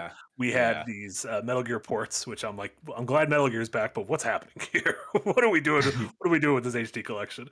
And then this isn't great. The Bloober Team Silent Hill is troublesome, and I don't know what's happening with Metal Gear. The Metal Gear Solid 3 remake. I don't know why we're doing that, but whatever. Interestingly enough, that whole situation we talked about before about how when a big franchise loses its main creative and then that creative goes and makes a spiritual successor and never gets to that level of the first thing, could Kojima break that cycle with his new espionage action thing? I Would that end up cannot being imagine bigger a than Metal world Gear? that being bigger than Metal Gear, right? But it's Kojima, right? He's a It man who is defies Kojima. convention. It is. I mean, Kojima. but Metal Gear 5 wasn't like the pinnacle of his career either. I mean, You it is the best Metal Gear game in my opinion. Like it is the best version of Metal Gear. The way you say game. KC's just stabbing you today, Marty. I don't know what we're doing here. He's going right for your What do you mean? It's the best gameplay loop for a Metal Gear Solid game. Is what I'm saying. Okay, that's fine. Right. That's a nice like my personal favorite Metal Gear Solid experience is 2. Like I like the story of that more than everything else. But 5 is like that is the game ass game. That's what I'm getting at. I was bringing some of the friction from 2 days over to this. It wasn't fair. Wasn't fair to you. Wasn't fair to Kojima. I apologize to everyone. Orange Kitty with a $2 Canadian dono. Thank you so much, Orange Kitty. You can watch this podcast in 90 minutes. See, you can play a short message. You can also watch Yahtzee and finish it in 90 minutes. That was nice. What did he think of it? Just curious. He didn't like it. He didn't tear it apart, but I think he was in a similar boat of me of literally, why does this exist? Like, not in a mean way, but why did they make this? Why is it free? The fun fact I learned, though, its director used to work at Nintendo and was the director of Wii Play. If you guys remember Wii Play, it's one of the best-selling games of all time because it came bundled with a Wiimote. It was like a mini game collection that was the same price as like a normal game, but Right. it came bundled with an extra remote. And so a bunch of people just bought that because they needed the you get an remote. extra controller. Yeah, and it was like, well, you get a game with it for free, I guess. Was this game like his call for help? I don't know. Like maybe this is them. Like he's kind of like almost in charge. He's like overseeing this whole Silent Hill thing. Which let me tell you, that doesn't sound great. Yeah. A little worried about that. The other thing I've still been making my way through is Persona 3 Reload, which big news, guys. Speaking of sentences that don't make any sense, I just got a press release. Atlas is proud to announce that Persona 3 Reload is the best-selling, fastest Atlas game in history. We did it, guys. Fastest Atlas game. It's the fastest game to hit 1 million copies. It sold 1 million copies in 7 days. So congrats, Persona 3. I keep playing through Persona 3, and it keeps showing me new things. It is insane that they are introducing new changes, new like drastic changes to the mechanics 30 hours into that game. I keep being like, all right, this is it. My script is done. My video's done. And I'm like, there's just more mechanics. Like you keep introducing more mechanics. Like, and it's like game changing feeling mechanics. And this is different than the original. Like all this extra mechanical. Yeah, it's just new, and it's like things that weren't even in 4 and 5. So it's like there's 30 hours into the game, it introduces a way for you to power level characters who members of your party who are under leveled. And what I think that does in a really interesting way is, so it's not like shared XP. It's only the 4 characters who are in battle who get XP. So if your character's on the bench, they do not get any XP. And so, like a lot of games, that kind of encourages you to find your 4 and never use the other characters, right? You stick with what you're comfortable with. This has a way of, in dungeons, power leveling those characters on your bench and getting them up to where your main character is, which makes me want to continually rotate my characters, which is then making me more invested in those characters personally in the outside of the battle stuff, which is making me want to engage in the social sim stuff more. So it's like a really smart way of making me like engage with more of the game systems, which nice. Guys, Persona's great too. Final Fantasy and Persona and Stray, all 3 of them are great. Stray is not on one the of same these do not belong. These do not belong. But yeah, that's how I feel. That's been most of my stuff. Nick, what do you got going on? Well, I wrapped up Infinite Like a Dragon, Infinite Wealth 2 nights ago. Man, what's your playtime at the end of the day for that? I finished it in like 35 hours. Oh, it's not that bad. Yeah. Yeah, I never really do more of the side quest stuff and all that in those games. So I know there's all kinds of fun mini games and all that, but I'm mostly there for the story. And I would have finished it faster too, but every Yakuza game or Like a Dragon game, as soon as you get near the end, they're like, haha, you need to grind for 5 or 6 levels, even though you've been keeping pace for the whole game, and I hate them. What was it in Like a Dragon when you went to like Osaka? And then you gotta like raise up 100 million yen or something. Yeah, and then you get there and you're like, these dudes are way stronger than me. Like, what is going on? Yeah. So was not thrilled about having to go grind, because like literally up until that point, I was at the right level the entire game, like either 1 level below or 2 levels above, and then suddenly it's like, oh, you need to be level 41 for this. Like, what?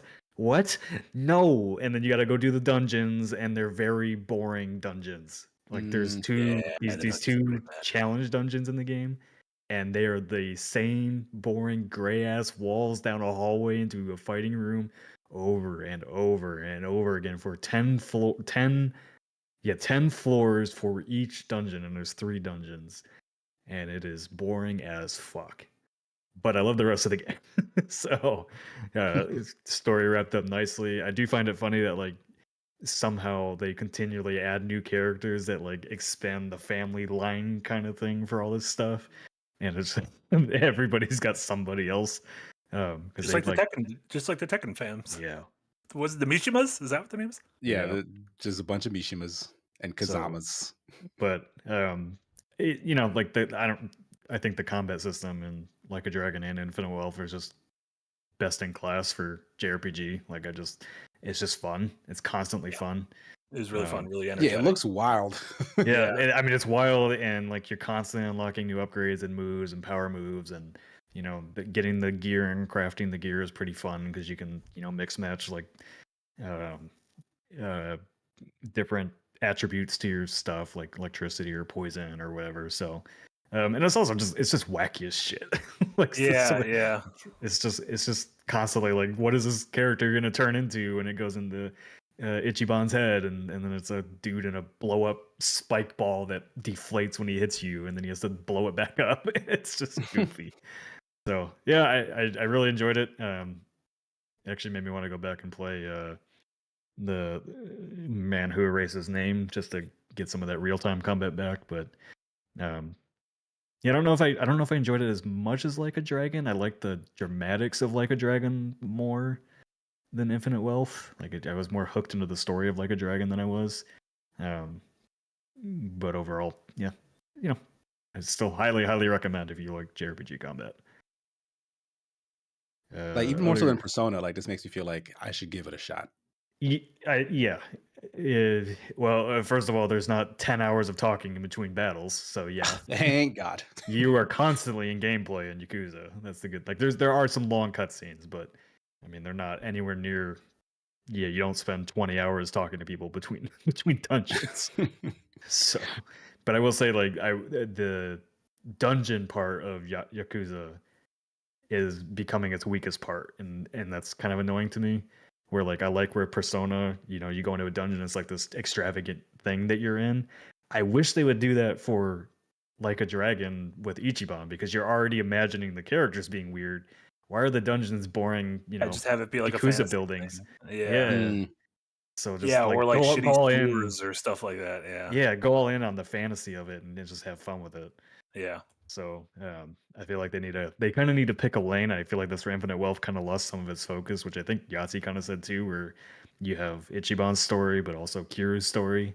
And there's a bit of a mismatch in tone, I think, across the game. But yeah, overall, highly recommend. But yeah, I haven't really. I went back to play another hour of Suicide Squad for my video that I'm working on, and it's just, oh my god, like I just can't do it. It just reminds me so much of Anthem, and it's like a game. It's a game that I really love the movement system of Anthem. I really like the aesthetic of Anthem. The gameplay bores me to death, and there's people on my feed are like, oh, I really like Suicide Squad. I'm like, I'm great. Like, you probably haven't had to try every single one of these service games that literally I could not tell you the difference between, aside from characters, Suicide Squad and Anthem and all that.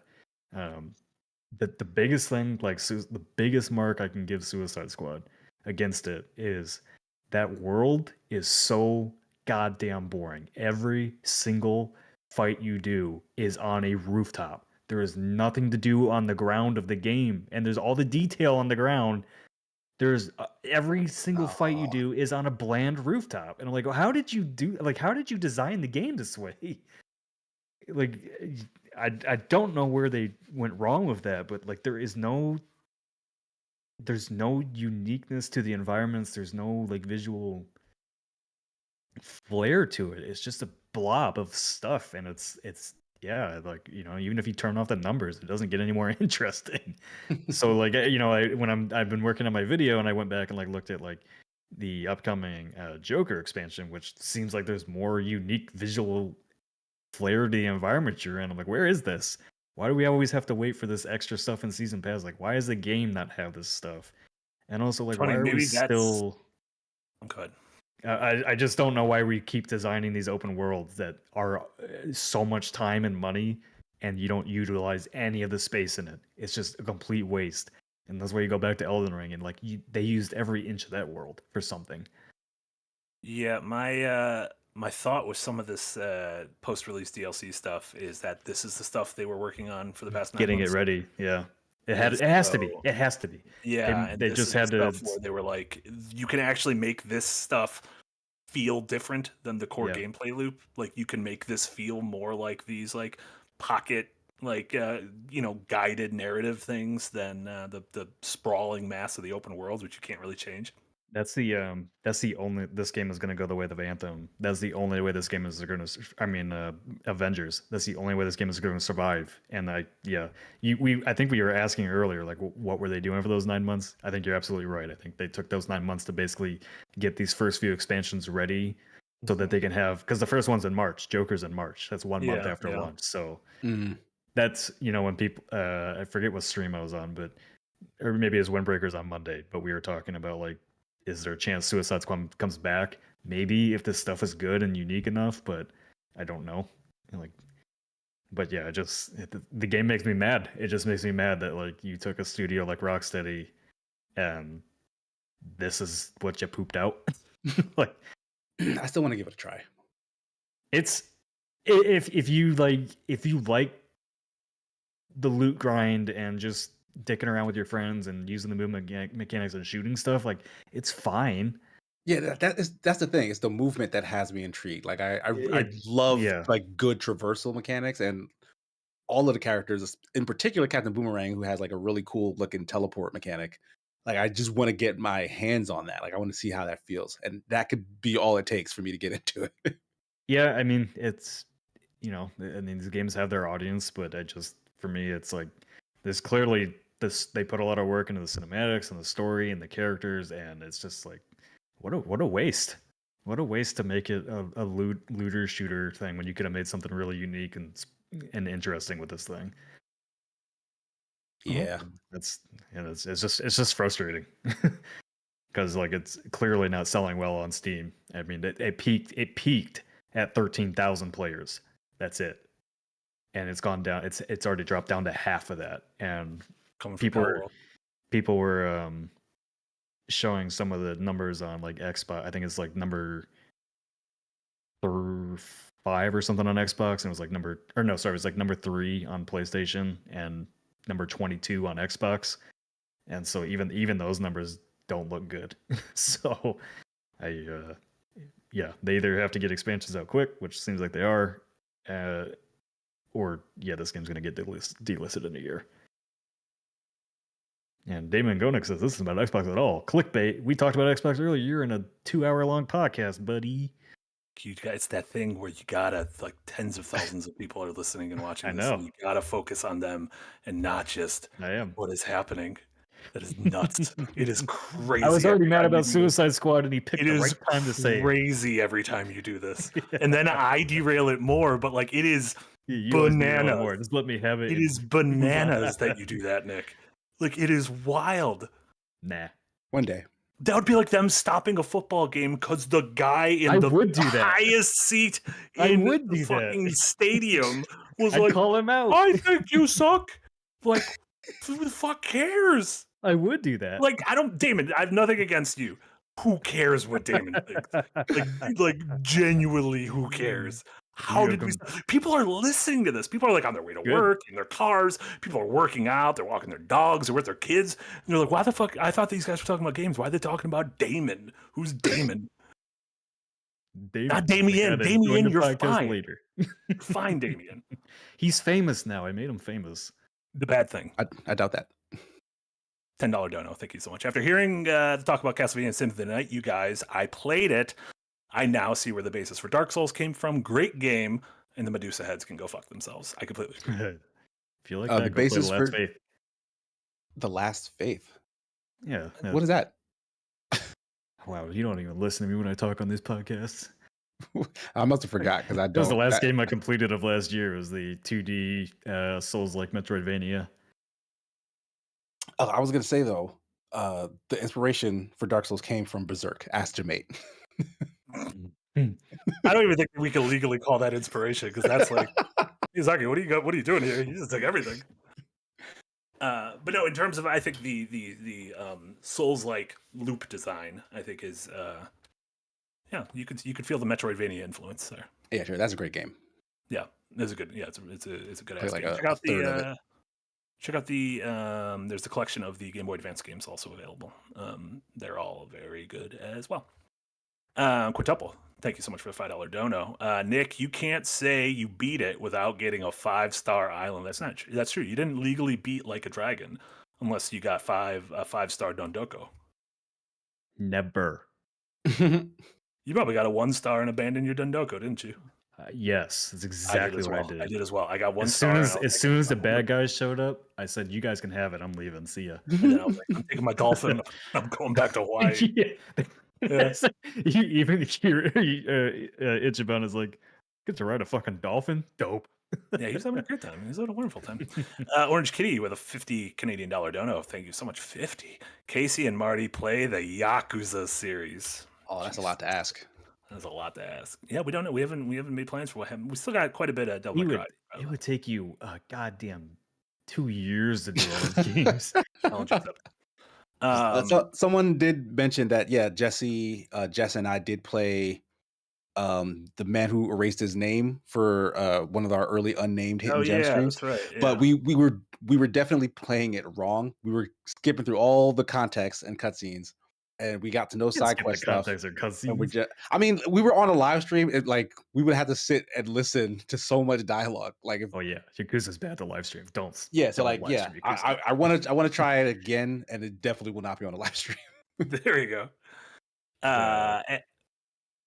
Marty and I were talking the other day. We think the next game you should play is Nier Automata. Oh yeah, I'd be way into that. Couple of years. Because you're gonna have to play it like 6 different times. Yeah, you gotta play it over and over, right? So yeah, I'm gonna sit there and laugh at you. Why? That's how it's supposed to be played out here. Oh yeah, because I didn't do it. Nick roll credits once. It was like you. That's exactly what I did. I got so nervous when you said, Marty, I've been talking about what we should play, and I was like, I don't remember this conversation at all, and I don't know what we agreed to. And then you said Nier, I was like, oh yeah, I did say we should do that. That was good. I could say anything, and you would have been like, oh, I don't remember. Yeah, I have a very bad. Marty wants you to play all the Halo games with him again. With me again? We did it the first time? Yeah, when did that? Okay, now I'm forgetting shit because I don't remember that either. Yeah. Just a couple of olds not remembering. Yeah, you convinced him to drive a tank into a hole, and then he wanted to not play again. I don't know. That doesn't sound like me. I feel like that was you, like Nick. I feel like that was you, Amy. I feel like that wasn't us. John Lee, thank you so much for the dono. Nick is into self-harm. Marty, I told you we should have called the suicide hotline, but no, John Lee, you gotta stop making jokes about suicide hotline. I got it. You just gotta. It's a very important hotline. I've used it in the past. You gotta stop making jokes about it. And then Nicholas Vogt with a 5 membership gift. Over to David, over to Shredword, over to AK10, to Adam, and to Francis York Morgan, the hero of Deadly Premonition. See who didn't get one though? Who didn't get one? Yeah. Who? Damon. See, I set that up for later. Fuck you. Literally, like the worst part is you said for Damon, and my first thought was, who? I was like, who's that? I was like, yeah. Literally, no. Speaking of just erasing things from my memory, I don't remember who that is. Wow. Don't mad at me for that. I didn't even remember who it was. Do we have anything else? Or do we have anything else? Or do you want to wrap up right on the 2-hour mark? A nice, healthy baby boy 2-hour show. Casey, what do you have going on? Where should folks check you out? As usual, you guys can find me at Sigma Gears 9 all over the social medias. I mentioned my wedding streams titled Our Big Fat Geek Wedding every Friday at 7 p.m. Eastern Standard on my personal Twitch channel. New episode of The Sigma Show, my weekly podcast, every Sunday as well. We were talking about a lot of tech and stuff this past Sunday, so you can check that out over on the Twitch channel as well as podcast listening services. Just search for The Sigma Show. Most recent Bite Size is on is a preview for Tales of Kenzera Zau. Check that out. It's a pretty cool video. It was kind of like half interview, half preview of the demo, which is available now, which you can check out. So take a look at that. New Adventures Nigh is coming this Saturday, like new, like the first new episode since we returned from the ashes and have restarted production after reacquiring the IP. So I'm super excited for this. They've been we have our own Adventures Nigh crew video team chat, and they've been sharing just little tiny snippets of some of the animation for certain scenes that are in there, and that shit is dope, y'all. It is so cool. Just these little tiny tidbits are so dope. I cannot wait for you guys to see the whole episode. If you don't watch Adventures Now, you are missing out. It's You not are a podcast. you are absolutely it's missing a out. full-on show, and you are missing out. It should You're be on missing out. Netflix. That's how good it is. You know what? With you guys' help, it will be on Netflix. Yeah, With a get those comment section viewership below numbers it. With a comment section and everything. Yep. up. Oh shit! A comment Actually, section. that'd be a pretty wholesome comment section. From our community, the Netflix community, like, what the fuck is this? No, they'll love it. It'll be their new Stranger Things. Outside of that, all the regular streams that we're doing should be back. Marty and I should be back for more Devil May Cry 3 tomorrow. Forgot what day it was. And I should be around for game night this Saturday. So pretty much it for me. Nick? I am working on the next episode of my video series, which I'm close to wrapping up. It'll be on live service stuff, kind of following up on our Suicide Squad discussion. So you'll have a new video from me soon again. Quite happy with the response to my first one. So thank you for that. And then, we'll be back for Shoot the Shit tomorrow with J-Mate, Frost, and I playing Hunt Showdown, because Frost spent the entire time downloading the game last week, so he didn't get to play at all. So we'll make sure he actually gets to play tomorrow. So we'll see what shenanigans we get up to in that. And then sounds like Saturday for game night. We're figuring out what it's going to be, but it will be either between Helldivers 2, Phantom Abyss, or possibly Skull and Bones, because it's going in open beta tomorrow. So we'll see. That is true. Yeah, I kind of don't want to play Skull and Bones though. Yeah, I don't want to get caught lacking in the middle of a Skull and Bones. Oh no. Yeah, we're gonna clip that shit and send it over to Ubisoft. You'll be fine. You'll be fine. This game's mid. I heard you.